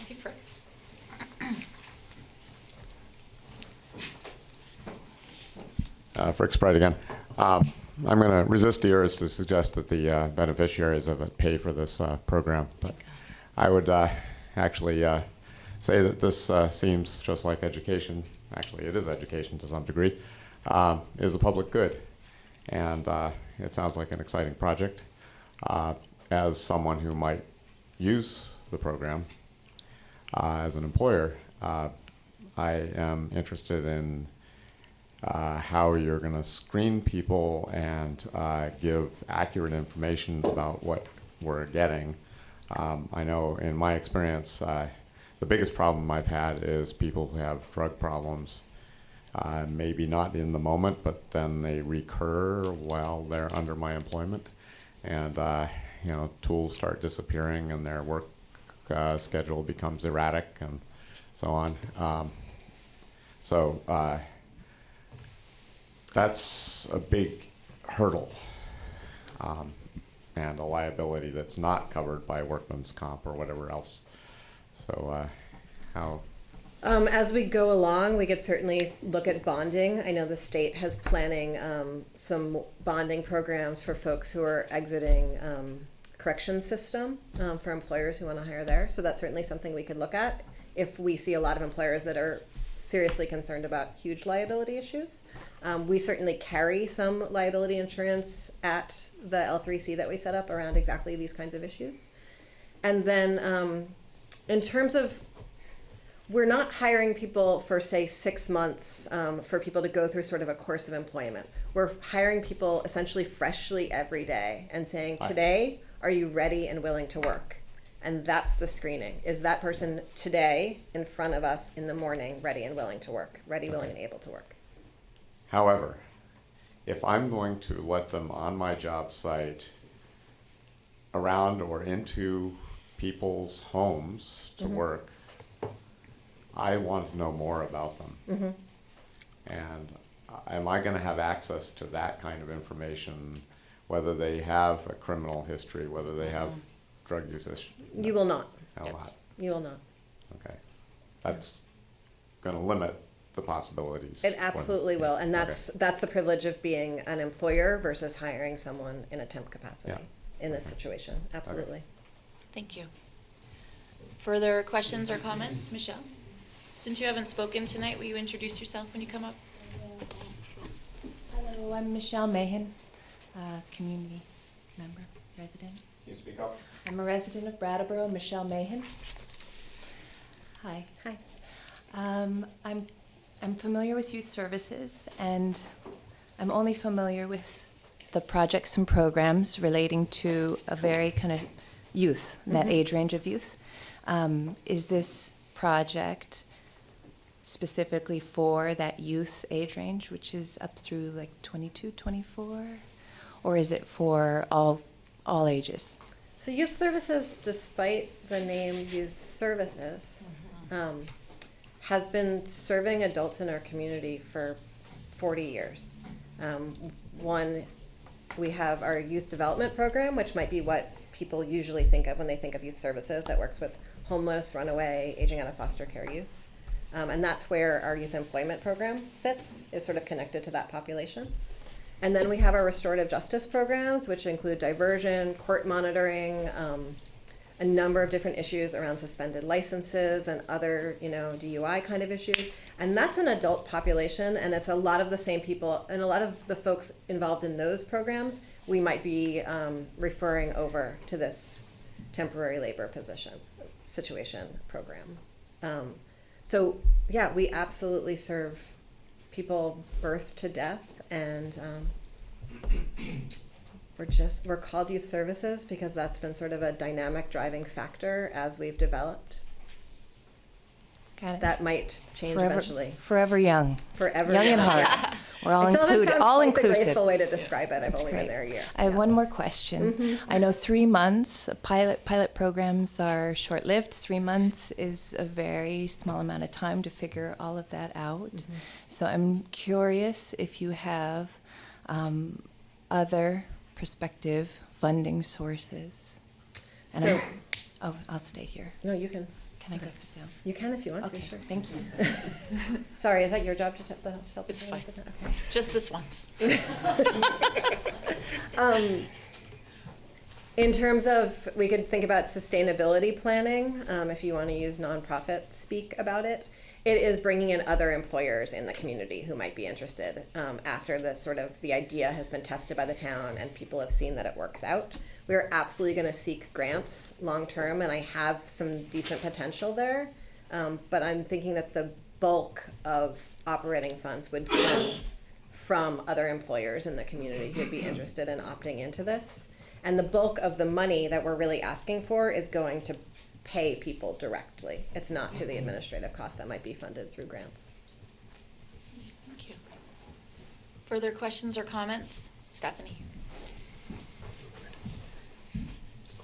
Stephanie Bonin, Executive Director of Downtown Brattleboro Alliance, and I just wanted to thank you. I know and I can guess what a heavy lift this was and hours of work, and also thank the town for continuing to persevere through it.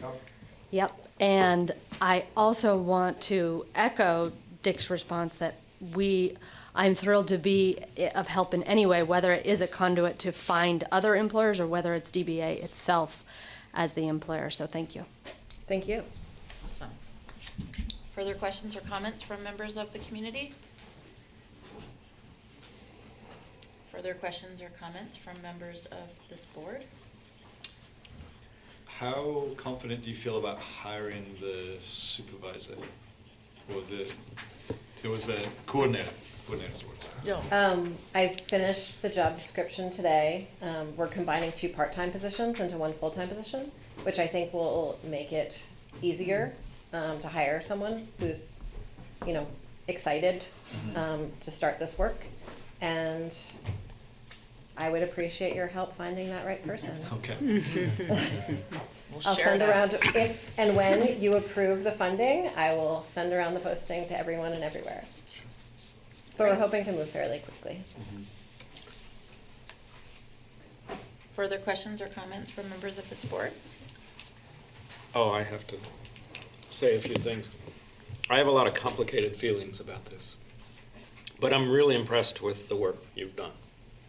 And I think, it's not rushed, but I think for a lot of people, this is the first time they've heard about it, and this is taxpayer money, and I think there's going to be some reactions to it. And I'm totally okay with that, because I think it's a worthwhile project.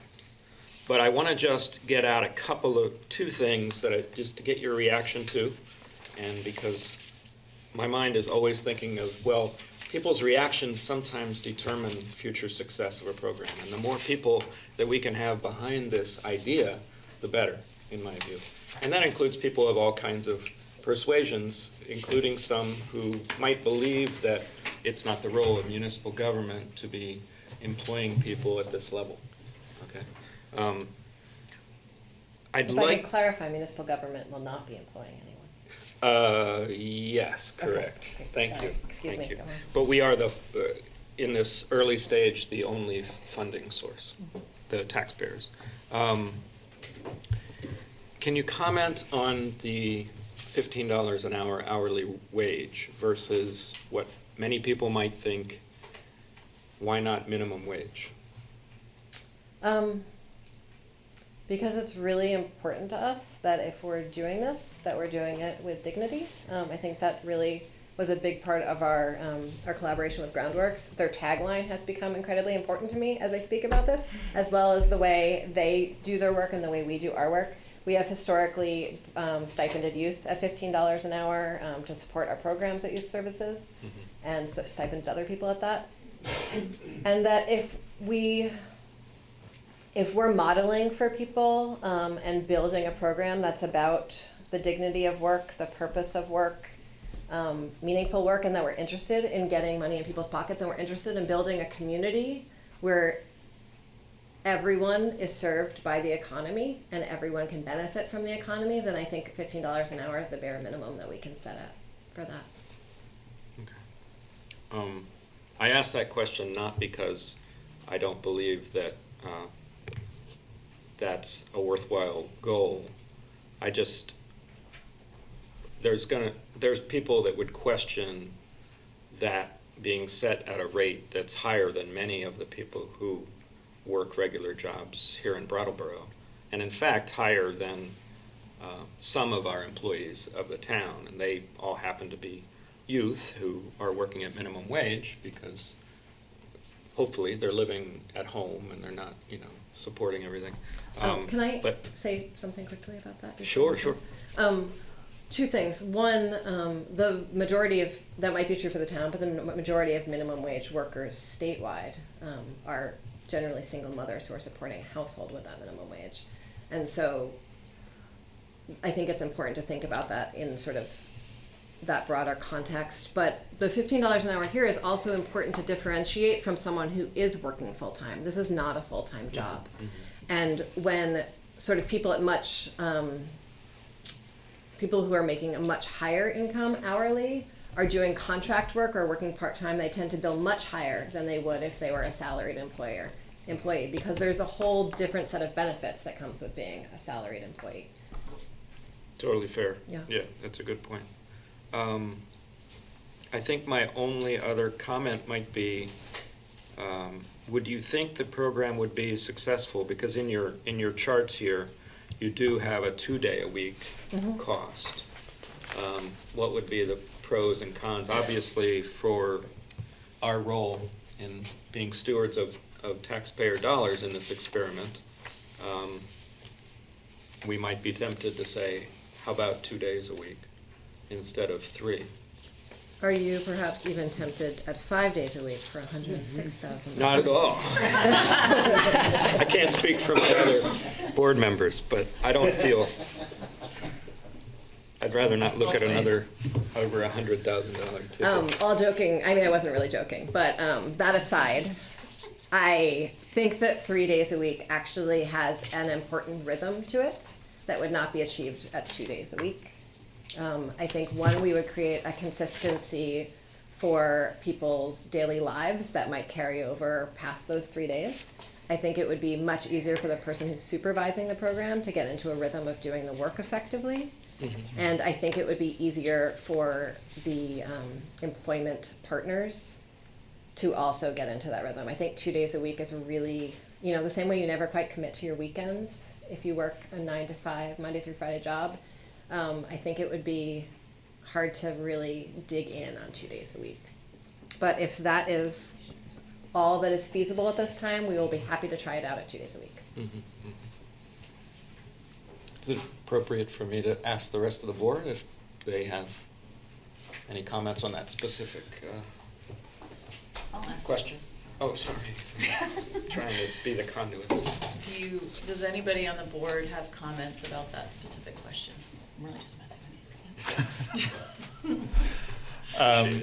Part of why I was asking, how much money a person's going to take home each day is I was kind of thinking about some of the folks who are in town, particularly at this time of year, that are trying to get money together for a motel room, and kind of knowing roughly a ballpark figure of what a motel room costs in this town.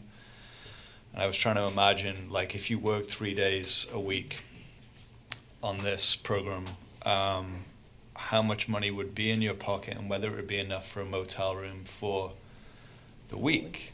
And it isn't, which begs the question of, okay, so what will they do to supplement that income? Because I know that when this conversation began originally a long time ago, I guess one of the hopes was that maybe folks wouldn't need to be on the street asking for money. You know, I don't know if that's, I don't believe that's a stated goal in your case, but like, and so when I looked at the matrix of like, you know, the cost of 2, 3, or 5 days, it looked like 3 days was chosen as a kind of middle ground, you know, pilot. It's a pilot, right? So yeah, I'll be really curious to kind of hear how working 3 days a week at $15 an hour for 6 hours and getting lunch impacts people's lives, and whether it's something that's able to kind of lift them out of having to ask for change in order to scrape together enough to get a motel room during the summer months. So those are my thoughts. I think 3 days a week is appropriate for the reasons that Emily stated, and also, you know, I appreciate how difficult it was to pull this together with workman's comp and all those other insurances. I mean, this is just a difficult program to get off the ground, and I'm anxious to see that it might work. For me, 3 days a week is good. My only question was, do you know if you're gonna do them like Tuesday, Wednesday, Thursday, or are you gonna do, have you gotten that detailed? And that's really just a curiosity. Like a block versus a every In my other day. imagination, I was imagining a block, and that Me block too. would be Tuesday, Wednesday, Thursday. That's but it what was, I like too, yeah. there is some reality to the fact that because this is only funding a part-time position, and we'd be marrying it with another part-time position, I want to make sure that that would work. Yeah. But Cool. I think it will.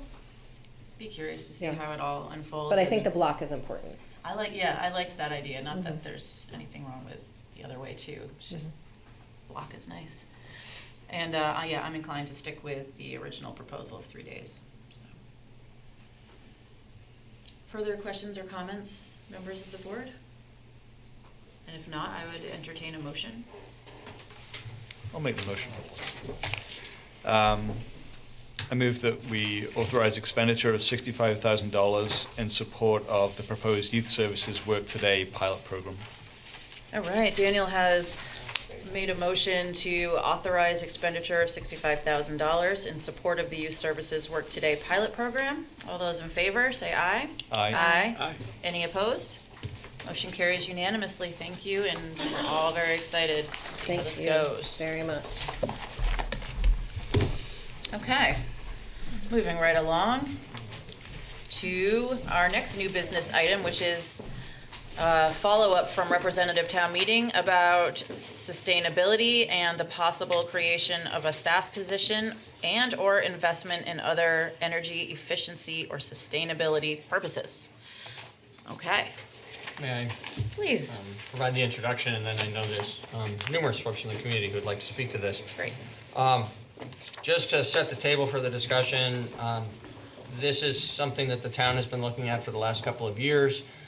Staff's prior advice remains our advice still, which is that if the select board believes that it is appropriate to create this position, that it's important for us to define sustainability in terms broader than just energy efficiency and climate-related matters.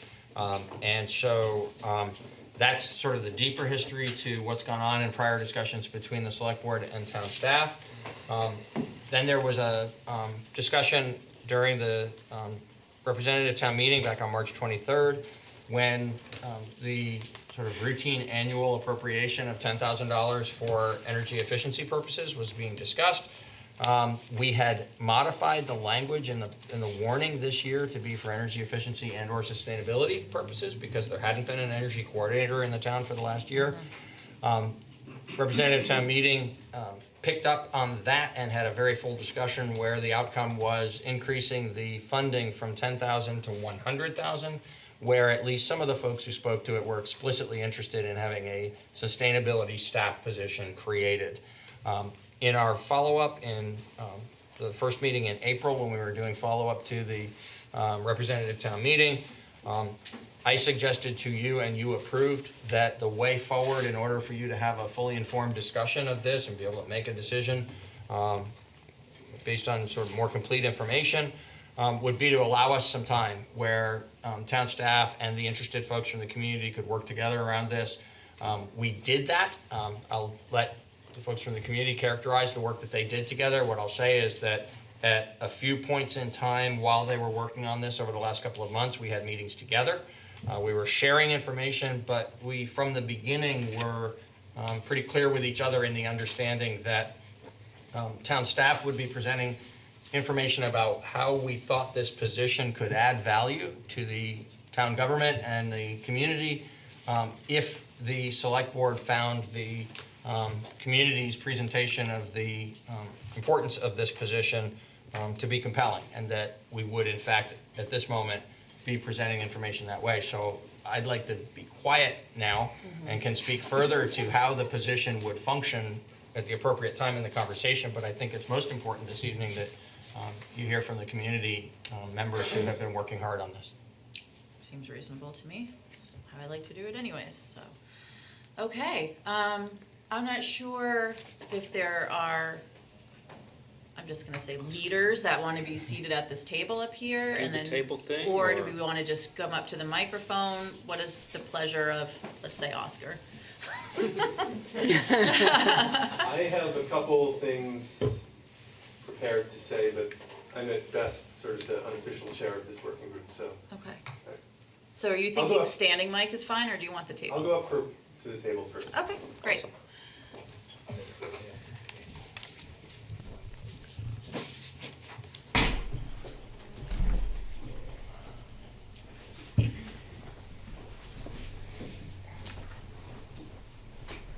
So, I'm not sure how much Peter has described what we've done so far, but basically after town meeting, the Energy Committee, which I'm a part of, created a working group with the idea from the start that it would just be me and Tom Franks, who is here, and Peter sort of informally talking about just the Energy Committee's perspective on this position and what it might be. But people kept getting in touch with us from the community who wanted to be a part of it, and it expanded sort of naturally to an email group of about 25 people. We've been meeting pretty regularly, trying to get a sense of why the community is interested in this position, why it came up at town meeting, and get it into a shape where it would be a practical position that would be valuable to the town and something that town staff could feel good about, etc. So I guess there are short versions and long versions of this. You have some stuff in your packet that's the outcome of some work we've done. I know some of these documents can seem a little intimidating or unrealistic without context, so I'll try and provide some of that. Basically, over the last couple of weeks, the way I've started to picture the job, and I might not be speaking for everybody, but it was town staff's idea that it be part of the planning department. And the more I started to think of it that way, the more it made sense to me as a position that's really about planning. It's about planning and it's about strategy with a focus on sustainability for the town. And to define that, I think of it as, it's many different things. And obviously, the town needs to be sustainable on its own in all ways. That's what the planning department thinks about, that's what town staff thinks about. But specifically having the perspective of what's kind of an emerging discipline of sustainability, which is, it's not just climate change, but it's related to being resilient to more extreme weather events, being sensitive to how to develop your economy because some jobs may not be relevant in 50 years. Or say maybe you have a town where the downtown is dependent on tourism from a ski industry and temperatures are rising. There are also equity issues of people who are most marginalized are most likely to be affected by these first changes. If heating prices go up because winters become more intense, that cost is going to be felt first by people who have the least to spend on it. Obviously, extreme winter for people who are experiencing homelessness is far worse than someone who owns a home or rents. So there are a lot of dimensions to it. And the way we've started, the way I picture the job is it's in some very broad way, kind of like an assistant planning director with this specific focus on sustainability and on climate and the consequences of that. And their day-to-day would involve planning, research, outreach to the community, monitoring existing projects, measuring the success of what they're working on, coordinating between community groups, existing nonprofits, the state, and also serving as sort of a subject matter expert for town staff, someone who's literate in the discipline of sustainability and would be at the table for big decisions as part of the management team to provide that perspective on decisions. And this final version, I don't want to speak for other people too much, but I think we got to a point where everyone in the working group felt good about it. Town staff seemed to feel good about it. The Energy Committee has voted to, in support of it, as had the Planning Commission, and I have a statement from Julie Tamler, who's the chair of the ADA Committee, who is also strongly in favor of it. I'm not going to read the whole thing right now, but I can send it around. And she makes the point that I said earlier, that obviously a lot of these things affect marginalized communities, but particularly people, the disabled community, and people who are dealing with illnesses. This is a big concern for her, and she's been involved also. So we all strongly support the creation of this position. I hope we've done a good job of putting it in a workable form, something that could practically fit into town, the town administration, provide real value, and not just be some sort of symbolic position. I don't think anyone here wants that. So yeah, we're here to strongly recommend creating this position. What the town staff has created, I think, is a job outline. If you all decided to move forward, that would be fleshed out into more of a full job description. And also, personally, I think this is a job that will be very exciting to many people. The salary, very rough salary that the town has talked about, is in line with other communities. I think we'd have a lot of competition, and I think we'd get a really great person. So. Okay, thank you. Thank you. I'm going to listen to other members that are here tonight, and you can choose to stay in the hot seat over there or return I'll to. go back. Yeah, we'll make you do that. Thanks, Oscar. Okay. I'd like to hear from the next person that would like to speak. Yes, please approach the microphone, Tony, and introduce yourself. Well, you know who I am. I know, but it's for the viewing audience. Tony Duncan, District 3. And I just became a town rep the day of the meeting, which makes it easier to be town rep than dog catcher in most places, but I'm still proud of it. I must say, I was extremely impressed with the town meeting itself. There's certainly All 13 inefficiencies. hours? What? Sorry.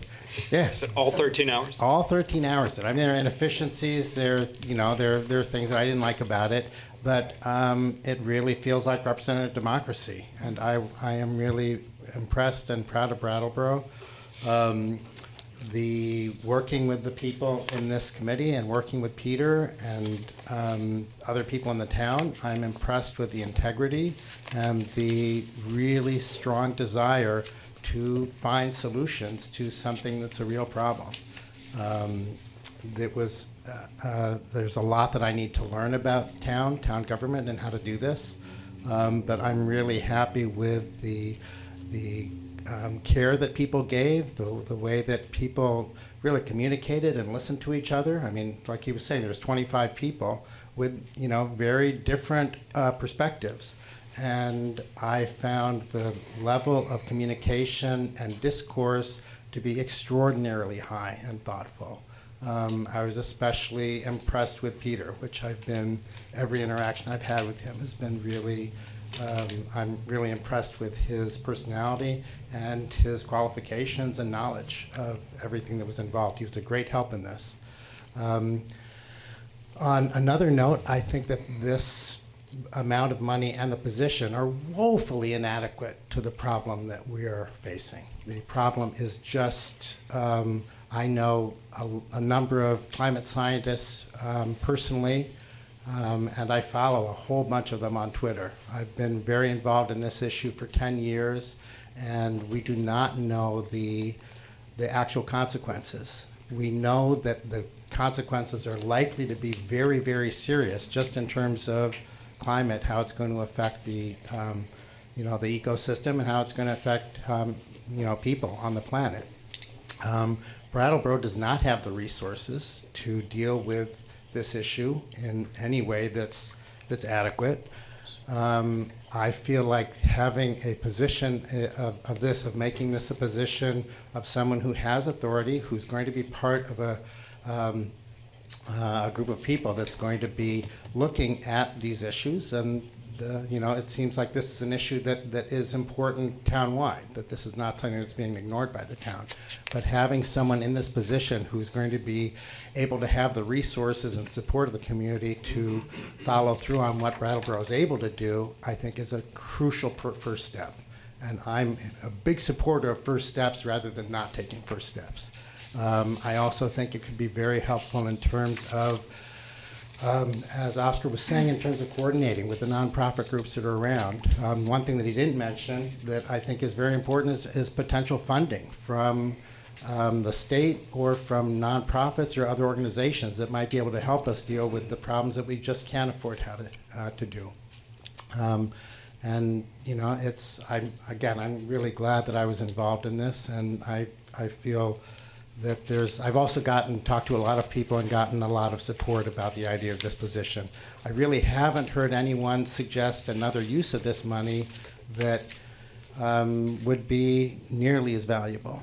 And I think that the question about the integrity and the desire to solve these problems would make this position be a much better use of this money than for some particular individual project. And hopefully this will increase as our ability to deal with this issue increases and as people realize how important it is. Okay, thank you. I should have sent out a reminder before, or spoken a reminder before, that we have 1 hour to finish the meeting tonight, so. No pressure on us. That's right. For you.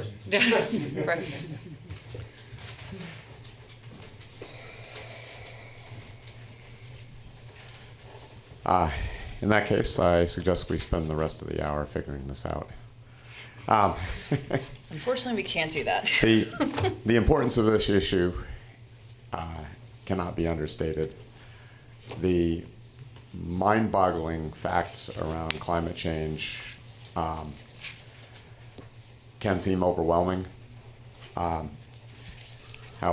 The fact that the amount of climate disruption that we are facing at this moment is a result of activities around the average time when the people in this room were born is hard to wrap your brain around. The fact that what we're doing today, its consequences are not going to play out for another 50 or 60 years is, again, another mind-boggling fact that people have a hard time turning into something of, immediate action.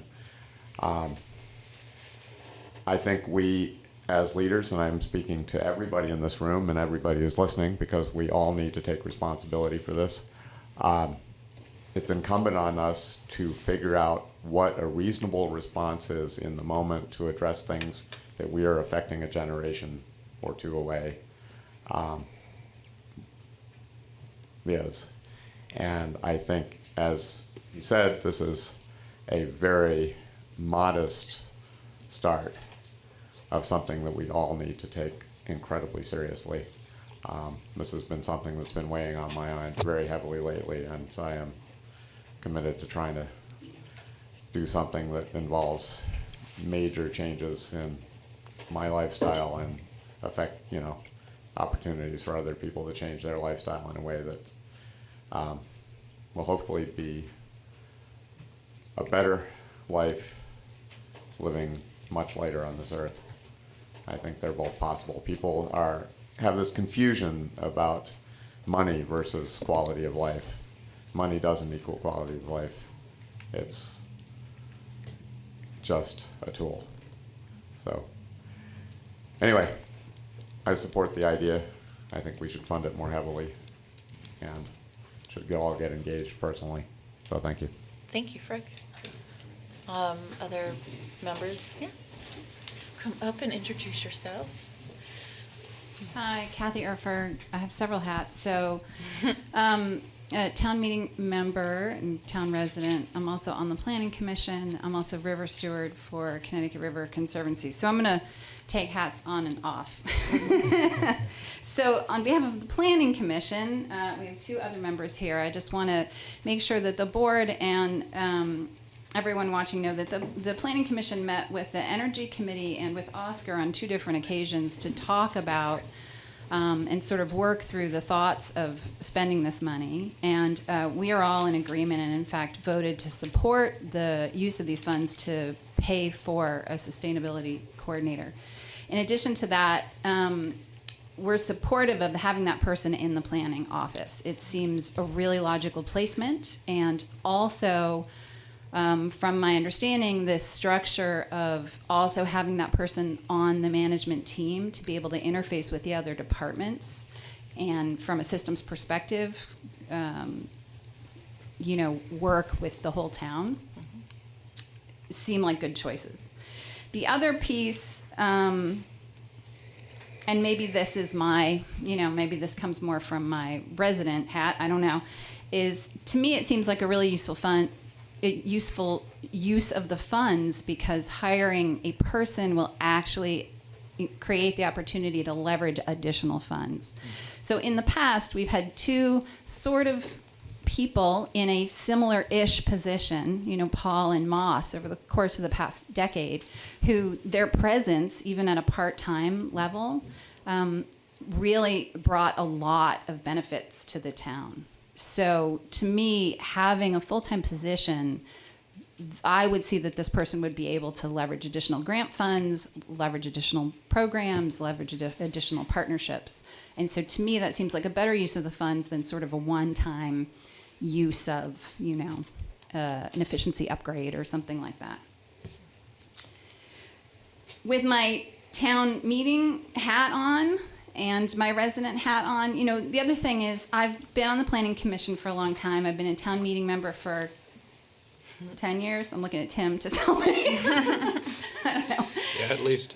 And I think it's very important to pay attention to the work done by committees and to pay attention to the will of the people. And for many years, I sort of felt like I was one of the rabble-rousers in town meeting. And this year, I was struck by the fact that, maybe this has to do with aging, I don't know. But, I'm taking more of a conservative approach. And lo and behold, there is a group of energized people that are engaging in our town. And so I think that it is respectful to pay attention to that and to hear their voice.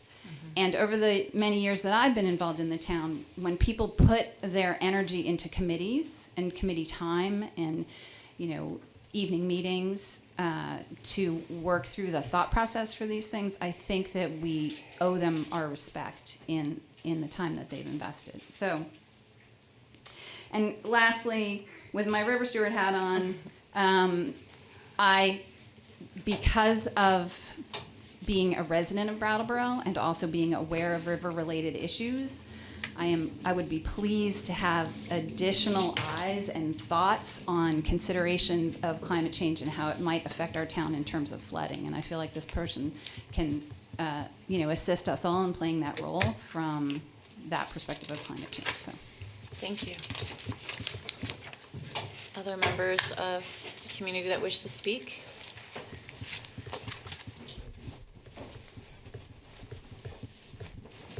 Michael Bosworth. I do agree with Kathy on a lot of the stuff, as he said, probably everything, but, you know, one of the things, you know, we had an energy coordinator in a different type of position, part-time position. Paul filled that role, Paul Cameron, for a number of years, and he made, he showed a lot of leadership, and we made a lot of progress. Now, I realize this position is different. This is not energy coordinator. This is a sustainability coordinator. Gets into a lot of other areas. But I think the right person could still show the same amount of leadership in helping us take the next step in a number of different areas.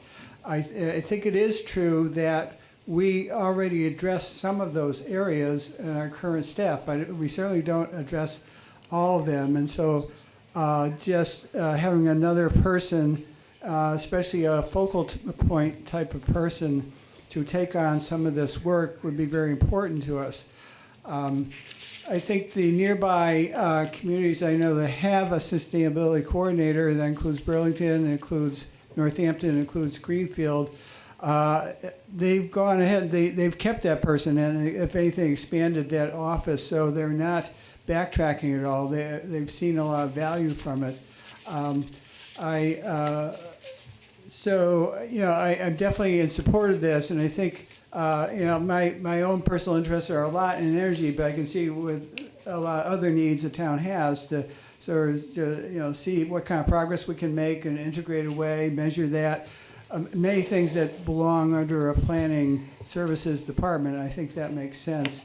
But resilience is another thing that's not fully addressed, or could be more addressed through a position like this. So I definitely hope that the select board takes the step of going, you know, of supporting an actual position to help lead us in the future. Thank you. Thank you, Michael. Further questions or comments? Yes. Hi, Tom Franks.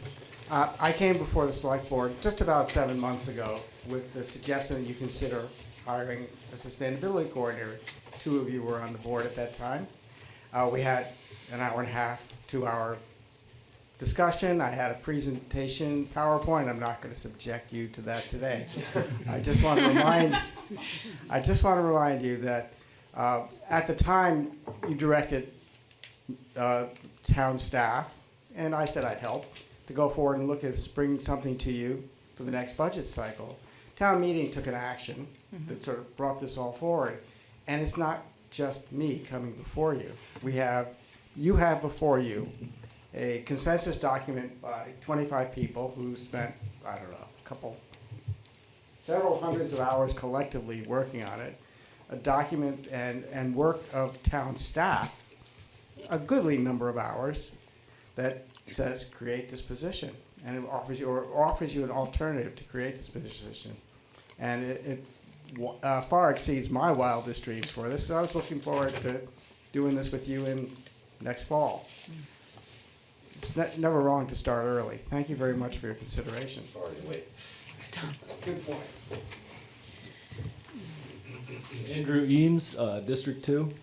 Through my work as a district rep and with Brattleboro Common Sense, I've done a lot of community outreach, and I've talked to enough people that I feel comfortable saying tonight that the town of Brattleboro is demanding this position. We want the concepts of climate change and the concepts of sustainability to be at the forefront of every single decision that the town makes. I mean, it's really imperative. This is about having someone sort of in place ahead of the curve. This is an ongoing dilemma that the world and that Brattleboro face. And furthermore, this really, I've sort of gotten the perception that this is sort of like a fairy tale position, and of course no one's going to come in and solve all of our sustainability problems. There is so much real tangible work that can be done, needs to be done. I mean, lists and lists of things that this individual can come in and directly accomplish every single day, in addition to also sort of promoting the vision that Brattleboro is a sustainable and eco-friendly place, which it also accomplishes. A lot of people are for this. I'm for it. I hope you guys vote for it. Thank you. Okay. I'd like to open it up at this time for board discussion. I think we have heard from community members, and I would say board discussion can include direct questions to members of the committee as well, as long as they wish to be interrogated. I have some comments.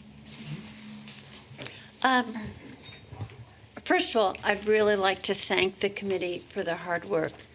It's really amazing to have, a vibrant energy committee and planning commission and members of the public working together for this common purpose. And I know that's a difficult process, and, we have a concrete list of things that came from it. And it's a very important topic. Mostly, I think that everyone would agree that the things on this list are worthwhile. And these are like sustainability, mom and apple pie. No one's going to disagree with them. But I think, and I think we all want these things for Brattleboro. But my concern comes from my background in urban planning and the knowledge that I've gained in just the short period of time that I've been on the select board. Of course, I was on the planning commission for many years. But I never understood to the extent I do now how town government works and how most of the things that are on this list are already either being accomplished or, in the master plan, working with a team partner in the community to accomplish. So I'm very mindful of the fact that what the select board's charge is to weigh having $100,000 for this position versus having $100,000 to do sustainable actions. And I think that that's the charge that we have before us tonight. One of the things, the first thing that I did in review of this list was sit down and see which of these things are already being done by the town, by the planning department, by Rec and Parks, by the town manager, by the DPW, or by other partners like the Sion Group or Edible Brattleboro, because it's such a wide-ranging umbrella of sustainable activities, there's a wide-ranging response to each item. And I could go over each thing and tell you whether I think it's already in the works or in plan. I think that would be kind of tedious. And I would be happy to meet with the Energy Committee and the Planning Commission and talk about each item. But from my perspective, the majority of these things are already being addressed, and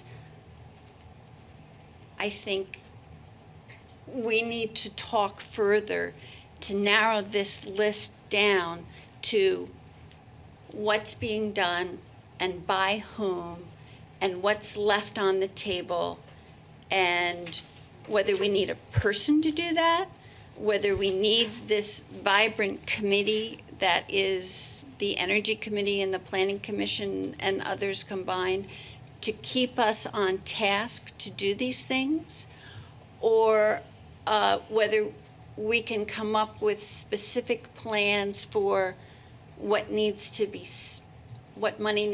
spent. Because actually, a lot of these things also cross over into the select board goals for the year. For example, one of the things that we're working on is public transit. And we want to have, improved public transit and improved focus on who the public transit users are, because I think most people who take the bus don't have a car.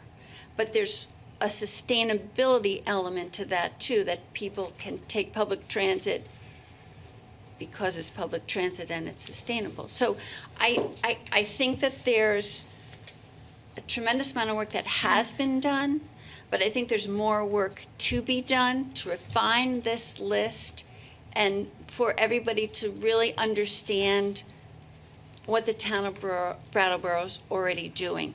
For example, I have a list here of the energy audit that the town did and how each element of the energy audit is presently being accomplished, what's been funded and what hasn't been funded. And then we also have, there's already a town policy on procurement. I think we see at every meeting that when a purchase is made for a truck or whatever, it's always the most sustainable option that can be purchased. And, we buy local and so forth. So I don't see the position. It's not clear to me that that's necessary. I do see that we can refocus these goals into an area of, understanding what's been done and what needs to be done. But I wouldn't want to expend $100,000 on something that's not quite ripe. I understand that, climate change is real and it's pressing, but I think we would be doing the town a disservice if we hired a person without fully fleshing out all that the town of Brattleboro is currently doing now that's on this list. Okay. Next member of the board that would like to speak? Oh, wait.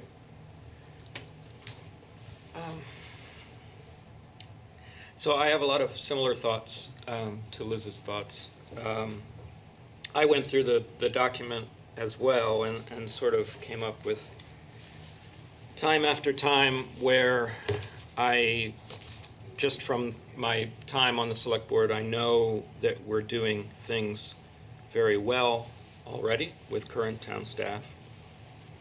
Other things that are arguably, I would argue, very much out of our purview or ability to do. And a little bit of, and I don't mean this as a criticism, because when you're not, this is going to sound obnoxious, when you're not in this position, you don't have the resources or the time, or you're not forced to take the time to really learn everything that our staff does. So our staff is amazing, if you don't know, about getting grants, for instance, and harnessing the power of different funding sources for a lot of these purposes. Our staff has already made amazing strides here. And so the thing I was hedging at is I was hesitating on how to put it, that a few of this list feels to me like the knowledge of us doing really good at some things was not with this group. Just to throw out a couple of examples, promoting composting and effective recycling, to have the idea of hiring somebody to do that is surprising to me, because we lead the entire state in recycling goals. We lead the entire state in landfill diversion. We're two years ahead of the state's goals in landfill diversion.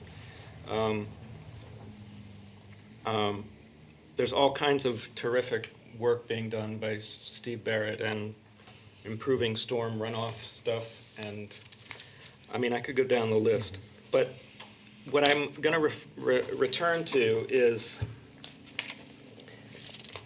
I'd like to understand what happens to the Energy Committee in this vision for our new going forward. If we hire somebody who's being paid $60, $70, and with benefits it becomes $100,000 to play this role, we are committing to $100,000 of expenditure of taxpayer money every year.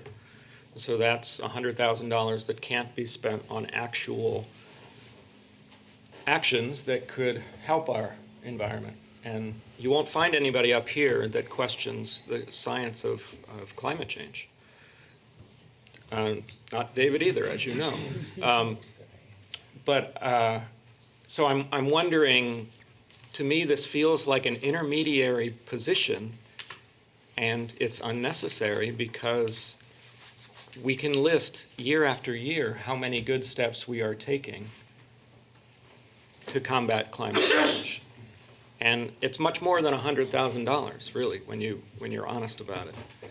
Just the energy upgrades alone that we're not quite done with, I don't think, is well over $100,000 a year spent over the past 5 years, I think.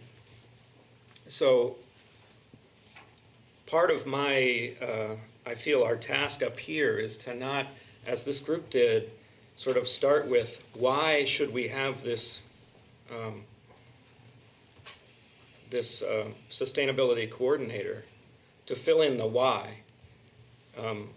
We need to decide whether or not it's the right thing to do in the first place to actually help. The purpose is, I assume, to help with climate change overall and to help with our community's sustainability. So I haven't been convinced that this person is going to help us greatly. And I know that that's the feeling behind this desire to have it, because this feeling of we must do something. But we have to be very careful about what that something is, because this is $100,000 every year that we're losing to actually do something, in my opinion. So I see a lot of great resources in our community and a lot of terrific people throwing their weight into the Energy Committee and tapping into all kinds of great resources with our own planning department and our planning commission. And I just don't understand how hiring this person is moving that bar.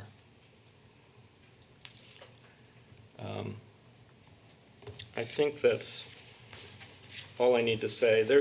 I have a little bit of, I had to be a total nerd and watch the entire discussion on town meeting, because there's been a sort of an overall community assumption that we have been given this task to hire an a sustainability coordinator.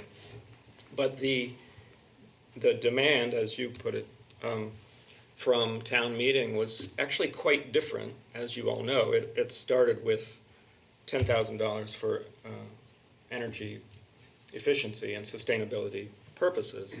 And then it went into $50,000 with the idea of an energy coordinator attached. And then it went to $100,000 with that idea still attached, with the constant reminder that that's not what the article says, but a good portion of the people who were voting, I think, were in favor of the sustainability coordinator.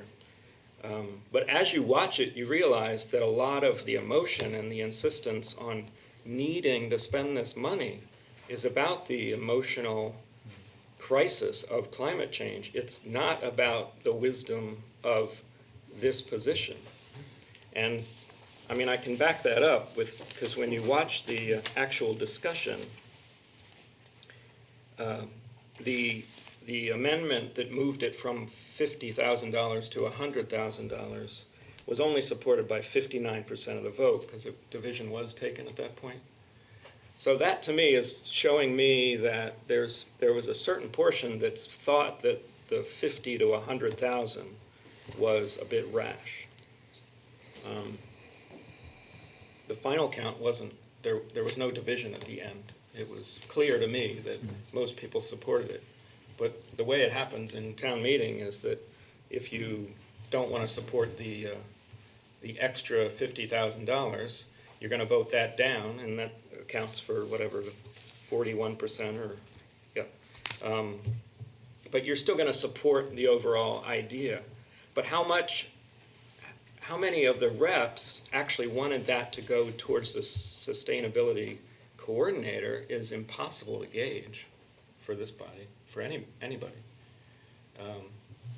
So I think yeah, I'm being long-winded, but what I'm trying to say is I haven't been convinced that this is the best route to go to spend this taxpayer money. Thank you. I am going to say that I did see definitely some items that are duplicated from what we already do. One of them particularly stood out, but clearly I can't find it now. But it was like, okay, I'm not sure that that's exactly what they meant. I assume that when we actually flushed things out, that things would kind of, you'd say, oh, actually Carol's already doing that and doesn't need any help doing this. Oh, I think it was the building code, which clearly, if you were here earlier, like, we're working pretty hard on that already. And doesn't mean there couldn't never be an extra hand, but so stuff like that I can see where there's some concern around duplication. Where I differ from my co-workers up here, co-boards people, whatever, is I do, nobody's gonna forget sitting in that room for 13 hours.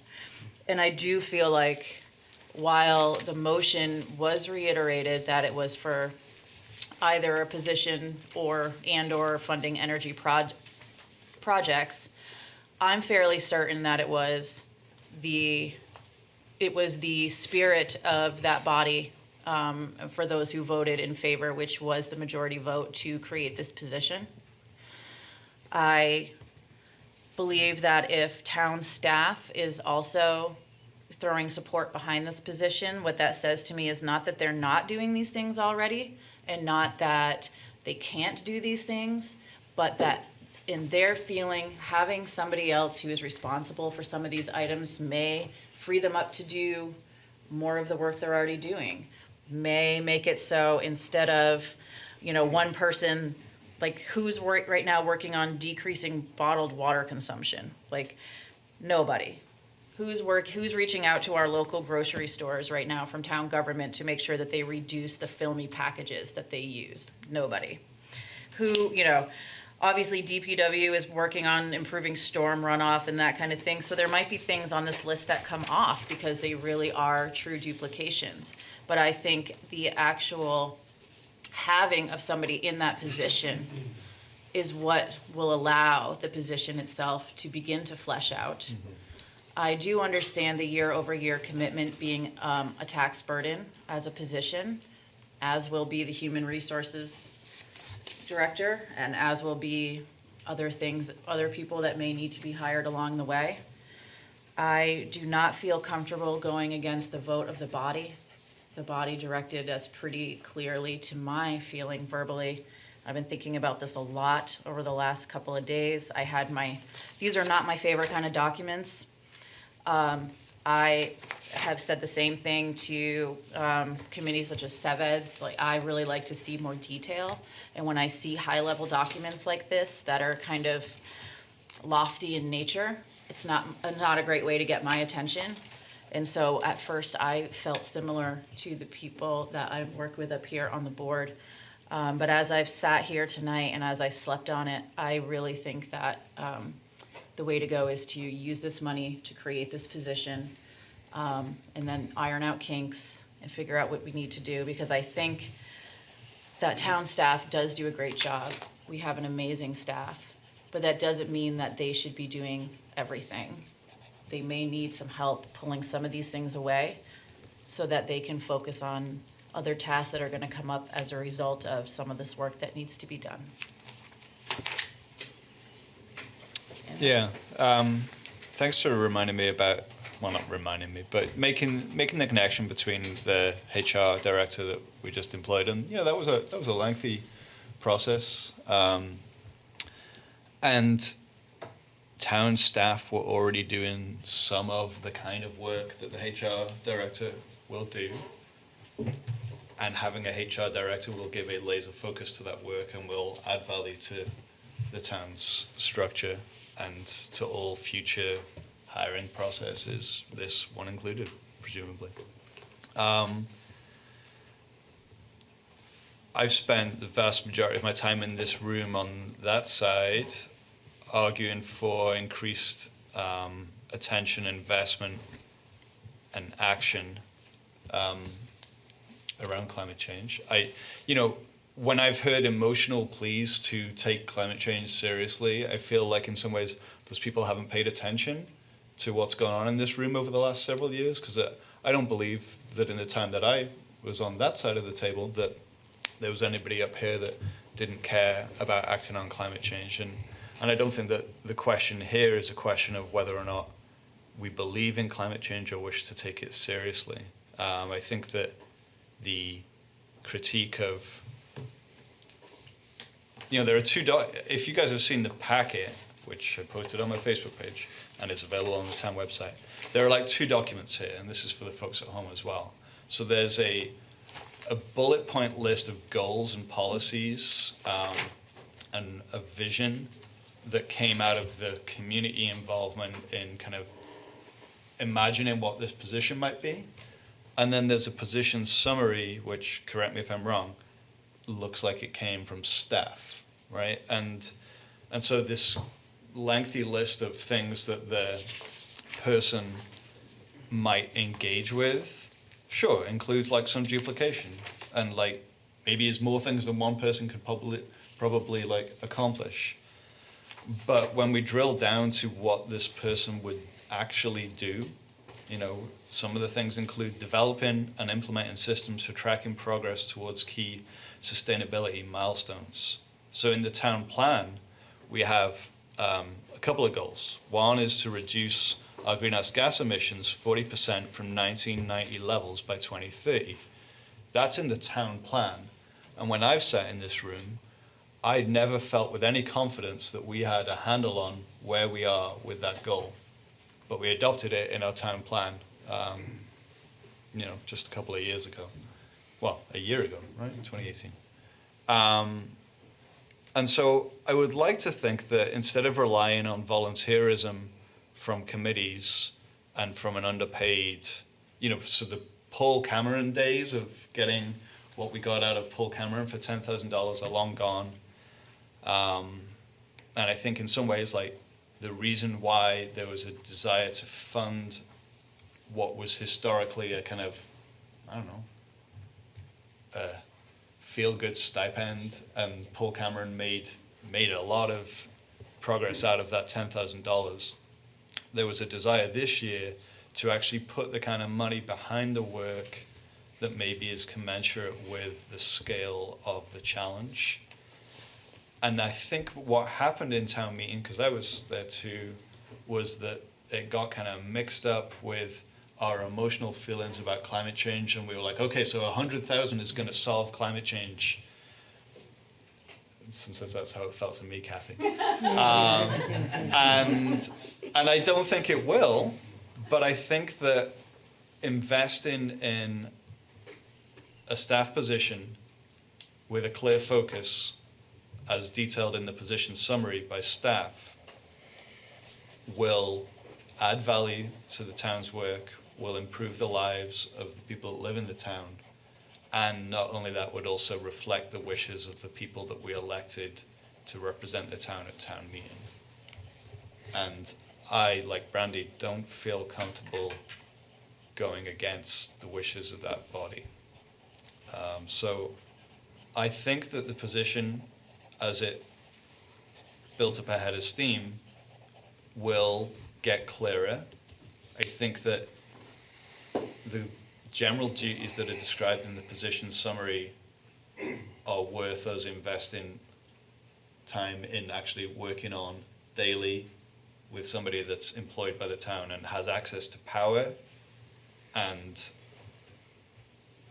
will be there whether or not, it doesn't rely on their volunteer spirit, right? We wouldn't ask our library director to be a volunteer, I don't think. So I'm in favor of the position. I do have some doubts about the documents, but I don't think that is reason enough to say that I'm not in favor of voting for this position. May I make some clarifications, Brandy? I think there's a distinction between staff supporting this volunteer effort and staff advocating for this position. I believe that the staff is neutral and has accommodated the committee because it's their job to accommodate their committee. But again, I could go through each of these things, but I would say 80% of the things on this list are being accomplished by the town in its day-to-day work or by another collaborative team entity in the community. And I think that a position of this type is one that's a luxury for communities like Northampton and Burlington, but not appropriate for a town that has other pressing needs for its tax dollars. And I think that we could hire this person and it won't add $1 to an actual sustainable activity. Peterson's town staff has been come up a couple times. I wondered if you wanted to speak. Thank you. Yeah. So I think after I've said my piece on behalf of town staff, it's likely that objective listeners will agree with you that we're neutral. But I would articulate our neutrality differently than you just did. The reason that town staff from the beginning of this conversation has spoken strongly in favor of broadening the definition of sustainability, and it is broader out in the world. I think it was Oscar, or someone earlier spoke, and I think it was Oscar, about the emerging field of sustainability.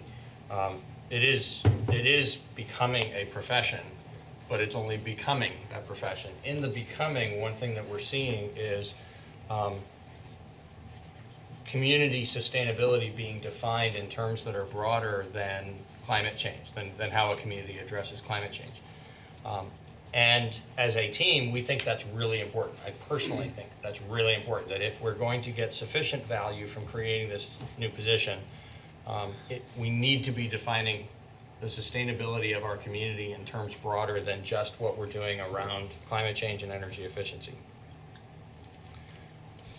I think that the committee's work largely reflects that, and I hope you find that what Sue, Fillion, and I brought you, and with some assistance from others, but primarily Sue and I are the authors of the position summary, that reflects our intent that this be building upon the broader work that is already done in the town's planning department through the town's planning commission, certainly with an emphasis on what we're doing around sustainability in an era of climate change, environmental sustainability, but broader than that in terms of how our community functions and the equity or lack thereof in our community by various measures we think is important. The other thing I'd say about the position as we've described it is we do think it would add real value. I want to make clear that we didn't go through a sort of diplomatic process of trying not to be negative about this in respect for the things that you all have talked about and that the citizens have brought forward. We really think that in the form that we've described it, this position would add value. What we don't think it's ours to judge, and I should say actually, we think it would add value primarily because of the broader definition and the fact that this position, as we've described it, is intended to do something that isn't being done, at least not fully, currently on the town staff, which is that analytical outreach facilitation piece that is stressed within this. We stress it within the position summary because we do believe that there's a lot of good work going on, not only within town government, but out in the community around these issues. But that it could benefit, that work could benefit from being better coordinated and more informed by data. And so it is for those reasons we think the position would add real value to town government and to the community. We didn't come here tonight to recommend the position to you explicitly, because we think in the final analysis, the commitment to, excuse me, ongoing expenses. I do also want to clarify one thing for the record, that we see the value, the salary valuation of this position as being something more like 50, maybe 55, but not 60 or 70. And so we think that the creation of the position with salary and benefits would use most of this 100, but probably not all of this 100. But importantly, it would be recurring year after year after year. And the action that was taken by town meeting, and that you're making your decision in the context of was $100,000 this year. Certainly, some people said, and we need to be initiating this commitment that's going to be ongoing. You didn't have that direction from town meeting, and so you need to wrestle with whether you heard enough that you feel that that's the intended direction or where you think this ought to go. Say one last thing about, because the HR position has come up a couple of times in the conversation, I want to be really clear about my own perspective on the difference between these two. HR is a basic organizational function, and we're a large organization and a complicated organization because of the fact that our departments are so varied, the ways in which we serve the community, the levels of education and the areas of discipline that are represented across town government. That was a gap in our basic structure of just being, a public entity serving the community needs that I felt I needed to stand up for and ask you to create, and you and town meeting did, and I think we're better for it. Sally's here, and she's doing great work, and so I appreciate that. I'm grateful for that. I view this differently. As much as I've just spent the last 5 minutes describing why I think it would be valuable to have this position on our team, I don't personally view it as being of the same essential nature as HR, because it's not my perspective, absolute necessity for town government to be doing this work. It's absolutely necessary for us to be engaged in this work, but it's not absolutely necessary for us to have this position sort of at the center of that activity within our community. And so, who was it? There's somewhere in literature somebody says, and so we finish where we began, or we end where we began. I end my little soliloquy here where I began, which is to say, I think there's really something good here that would be truly beneficial to the community. But I don't think we have to do it. And I think there's a pure, hard policy decision for you as select board members to make about whether the true value that we see that could be created out of this is sufficient to warrant the investment in this, not just as a this year investment, but as the beginning of an ongoing investment. And there isn't one right answer to that. That's what governing bodies do, is wrestle with those questions and make those value judgments. And staff can't bring you a right or wrong, this is how you should do it, this is what you should decide. The community can't either. You have members of the community who are here urging you to do something. This is important to them. They've invested themselves well in this, not just in hours, but in quality of the work that they've done together. Where you land as a group has got to be based on the sort of tally of your individual hard decisions that you make about valuing this particular proposal versus other uses we might make of the money. Yeah. Can you remind me of two logistical things? Do we have to vote tonight? You don't. And if the vote splits tonight, what does that do to? So a split vote is no action of the board. Okay. Based on the comments you've each individually offered, unless someone becomes persuaded by other comments that have been made, it looks like we might land on a split. And then can it come back? It certainly can come back. You could decide to defer it to a future meeting, or you could end in a place tonight where there's no action, and through communications that would evolve, from the community, and maybe one of you asking that it be brought back up at a future meeting. I mean, it could be brought back up for select board further consideration in any number of different ways. One of those ways would be for you as a group to decide that since you seem split, and you have a fifth member who's not present, that you might just decide to defer this matter to the next meeting. Or I would say, Full board. I think that, yeah, full board. There's a potential that you might not have a full board on August 6th. So if you were to defer it, I think based on the reasoning for the deferring, you'd want to defer it to when there's a full board, and that might be August 20th. Okay. I just want to just reiterate that this is, for me, this is not ready for prime time. Yeah. Well, I don't see it yet. I think that this person is going to cost us money and then ask us for money, and that money could be used for what we want to get done in the first place. Because there needs to be a recognition that we have very limited resources. We can only do so much. Well, I think So I don't see any of our minds changing up here right now. No. And we're quarter to 10. I just want to be clear and make a statement that I fully support spending $100,000 every year on community-decided actions to help with sustainability and climate change. I just don't think this is an appropriate action. Okay, thank you. I reiterate what Tim said, but also I would really appreciate a meeting with the committee to go over my list of where I think things are already being done, so that we could perhaps have a better gauge of what's already being done and what would be done by this position.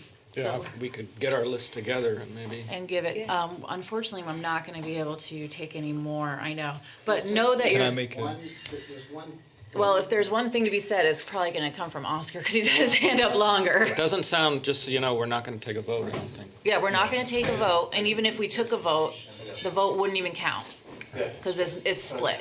No, it So, would be defeated. no, Peter just said it would result in no action, that's So, why I asked in other that. words, whatever motion was made would fail for lack of a fail. majority, And then so they you'd could end up come in a right place back. where you haven't taken any action. Right, fail due to lack of majority, not fail due to overvoted. Okay. If it was two That's still apiece. failure. Thank you for pointing that out. Can I That's ask? great. I'm not pushing. Can I make a for it. request? It would be a 20-second clarification about the nature of that document. Yes. Sure. And then we gotta wrap up. This is my fault probably for not making this clearer in the materials. That list, policies and goals, is not intended as a list of things not done or a list of things that this person would step into addressing on day 1 or day 500. It was a list culled from the community of their priorities and their goals and their visions around sustainability. We have a very clear understanding in our working group that many of these things are already being done by town staff, by nonprofits, by the state, that some are too big for Brattleboro, and that's where the coordinating nature of this position would come into play. So we would happily talk to any of you about this at any time. I just didn't want that to linger after this meeting. Noted. Okay. Thank you. Yeah, it was a tough challenge and you Danny. did a good job. I would like to have from the town, whether it's from town staff or in collaboration with the Energy Committee, an update on where we are on the climate goals in the town plan. So this actually gives us a great opportunity, not only to have the full board present, but if you wanted to try and refine that list based on, I know Liz definitely wants to meet with you, and Liz has a ton of notes, so that meeting alone might help kind of narrow it down. And so at this moment, I feel like we're looking at August 20th, so that gives a bit of time. Unless anybody on this board objects to seeing it again on August 20th in its refined form with the full board. I don't object. No, so let's plan for that. And thank you very much for, I know you sat through a long meeting to get to this point tonight. So we're not gonna take any action on this, and we'll bring it back on the 20th. Are we gonna make it through? We'll I don't know. we'll rattle through these because some of these are I also really must have use, to be, right? it's not even, okay. All right, so let's bang out our next items, which should be. The others are all gonna be pretty quick. Yeah, so we're gonna move on now to is it the pool deck Yes. replacement bid? Yes, Thank you. let me tell you in the lightning summary of it that we got 2 bids and we're recommending that the low bid be awarded, and it is $6,000 below budget. And it's We recommend your Excellent. approval. Bernie LaRock, my favorite name, contracting. Excellent, okay. Anybody have any questions about this pool deck replacement? It was It'll be good to get it important. replaced, right? Well, please get it replaced, yeah. One other thing for context, 10 seconds for context, it is one phase of a 5-phase That's right. upgrade of the facility. So we plugged leaks there a couple of years ago. Yep. Now we're doing the deck. There's additional work to be done at the pool that would be forthcoming in future capital plans. Great. Excellent. Okay, I would entertain a motion. I will make a motion to award the bid for replacement of the swimming pool deck at Living Memorial Park to Bernie LaRock and Son in the amount of $83,800. Excellent. Tim has made a motion to award the bid to Bernie LaRock. All those in favor? And Son? Aye. Aye. Aye. Just don't want to forget that Son. Might be touchy. Okay. That's right. Moving on to collective bargaining agreement with Steelworkers Local 944. So staff recommends that you approve this collective bargaining agreement. It'll be for the period between July 1st, 2019, so it would go retroactive a little over a week, through June 30th, 2022. That's the same period that you have previously approved within the last month or so. The negotiated agreements with Local 98, which is the administrative union, and with the town's firefighters union. This, similar to those, is the result of a couple of months worth of really excellent collaboration. We've had really good productive meetings and really good respectful communication about the union's priorities and the town's priorities and how those overlap very substantially and how we could create a document that would be serving both the community's purposes, taxpayers' interests, and the employees' interests well over the next 3 years. It's been unanimously approved by the members of the Steelworkers local union, Local 944, and town staff is happy to recommend to you that you approve it this evening. Should note for the record, I know you know this, but the public ought to know too, by the nature of collective bargaining being what it is, in executive sessions over a period of months, the board has been well aware of the details of this contract as it has been formulated. So the final content of it is no surprise to the board. I think we're ready for your action. Excellent. Yes, all of that is true. It's been going on for a while, and yeah, any discussion? No. It's a good deal for all parties. It wasn't a real question. Yeah, I know. It seems like a great negotiation, and Yeah. thanks for the hard work. And we're glad the negotiations went so well. Yes. Okay, I would entertain a motion. Okay, I move that we approve a collective bargaining agreement with the United Steel, Paper and Forestry, Rubber, Manufacturing, Energy, Allied Industrial and Service Workers International Union Local 944 for the period from July 1st, 2019 through June 30th, 2022. Excellent. Daniel made a long motion about this collective bargaining agreement. All those in favor? Aye. Okay, nobody's opposed. Thank you. The select board goals update is the next item. There's no action required on it. I would suggest, because of the hour, Yes. that we just refer the public who may be interested in following along the progress we're making to the document, which is available on the town's website. If anybody needs a handier copy of that, they can certainly ask our office, and we'll be happy to send it to them. Unless the board feels that you need to have discussion about this, I think we'll have a more substantive review of our progress on the goals when you do your 6-month review in October, since you only adopted these goals about a month ago. Sounds good to me. That's good.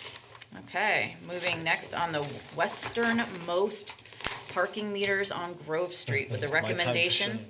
to change from 30 minutes to 2 hours. You can read this one too. Daniel will want to speak to this briefly, I'm sure, because he was the requester on behalf of clients at Sevka and I believe the AIDS Project offices who are frustrated by the short limit outside of that office. He brought that question to me. I brought it to the Traffic Safety Committee. Staff and the Traffic Safety Committee are united in our belief that this is the happy medium. There's a lot of competing needs here. There's much longer term parking available up in the High Grove lot. There's the short term spaces that serve the post office that are further east on Grove Street and directly in front of the post office. We think changing to having just these 2 spaces directly in front of the office be 2-hour limit meters instead of 30-minute meters is in everybody's best interest. It's the best balancing act. And so we are asking that the select board agree with that officially, in which case we would then bring to you an ordinance at a future meeting to actually make that change. Great. Okay. That is all true. Do you want to make the motion? Sure, why not? I move that we approve changing the westernmost 2 parking spaces on Grove Street from 30-minute limit meters to 2-hour limit meters, and to direct town staff to prepare an ordinance amendment so the select board can formally approve this change. Okay, Daniel has made a motion regarding the changing of the meter times on the 2 spaces on Grove Street. All those in favor? Aye. Aye. Any opposed? No. Motion carries. Okay, moving on to recertification of compliance with town, road, and bridge standards for the Vermont Agency of Transportation, otherwise known as VTrans. If it feels like you just did this, it's because you just did this. But as you're aware, the state has been going through a substantial change in stormwater management regulations. One part of which, an important part of which, is the municipal roads general permit that's been issued that directs municipalities about best practices that have to be incorporated into how we maintain our roads so as to preserve water quality across the state. There was a not good alignment in the timing between the normal annual update of the road and bridge standards and that water quality piece. That has now been incorporated. Those two have been merged.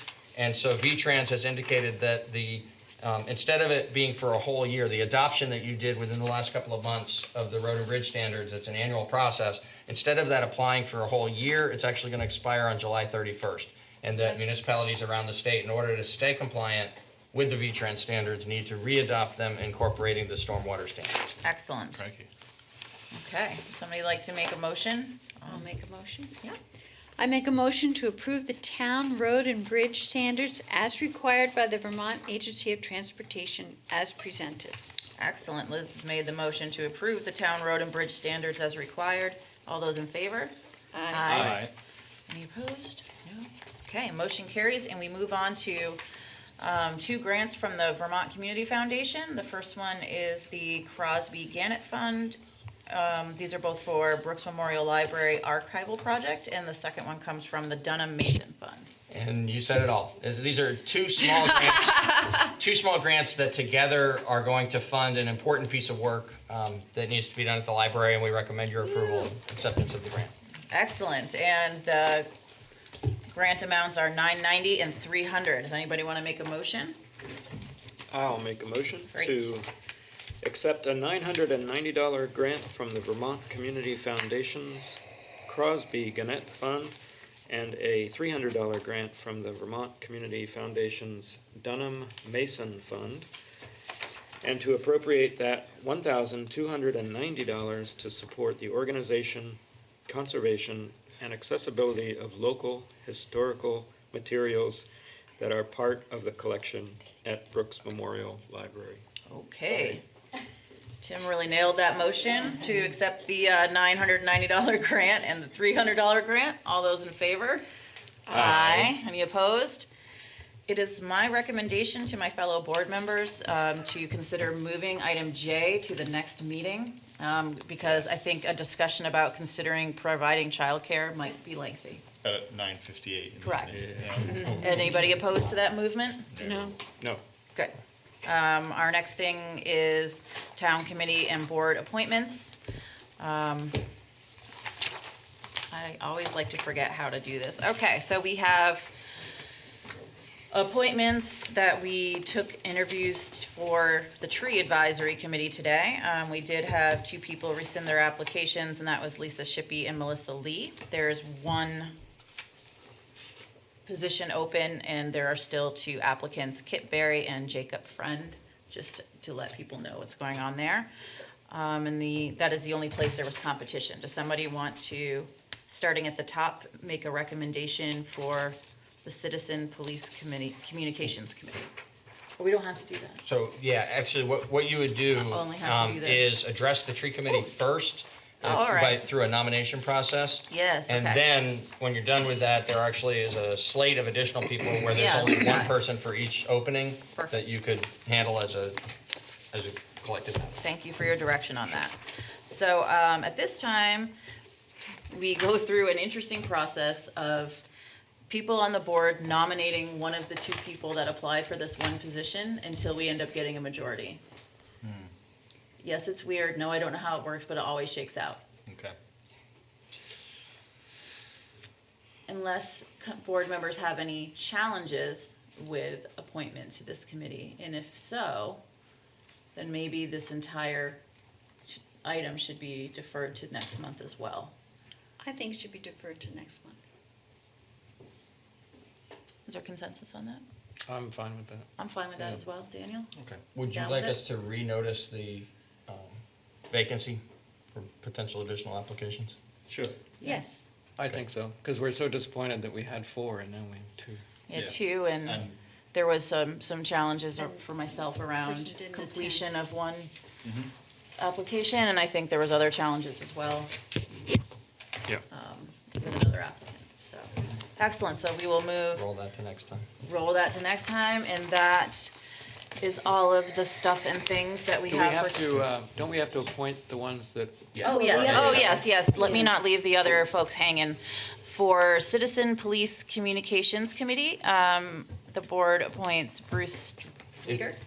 The Bruce Sweeter has applied. Because he's the only one. Let me nominate. suggest language, I'm sorry. This is That never was my late, so strong I'm just point, gonna honestly. word it. Yeah.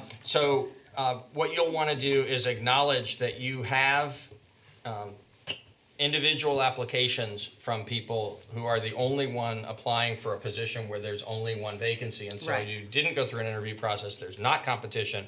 The question before you is whether you wish to nominate and approve the individuals who are listed here. Okay. So I'll list those folks, and then if you're inclined to approve them as a slate, you can take a motion to appoint them as Perfect. listed. I love this. So this, for the Citizens Police Communications Committee, Bruce Sweeter. The Conservation Commission, Lori Callahan. The Development Review Board, Ian Keel. The Development Review Board alternate position, Ian Goodnow. And the Planning Commission, Jessica Gelter. Excellent. Would anybody like to move that slate? Yes, I would So like moved. to move this. Sweet. All those in favor? Aye. Okay. So you have appointed the 5 individuals I named to the positions that I named. Excellent. Thank you. And, yeah, I would entertain a motion to adjourn. So moved. All those in favor? Aye. Meeting's over. I'm not doing 2. 2 doesn't Almost feel. made it. All right. Thank you. Thanks, Sorry, I don't know what it is BCTV. with me and the committee appointments. I just can't get the flow down. I couldn't get it down when I wasn't sure. I can't.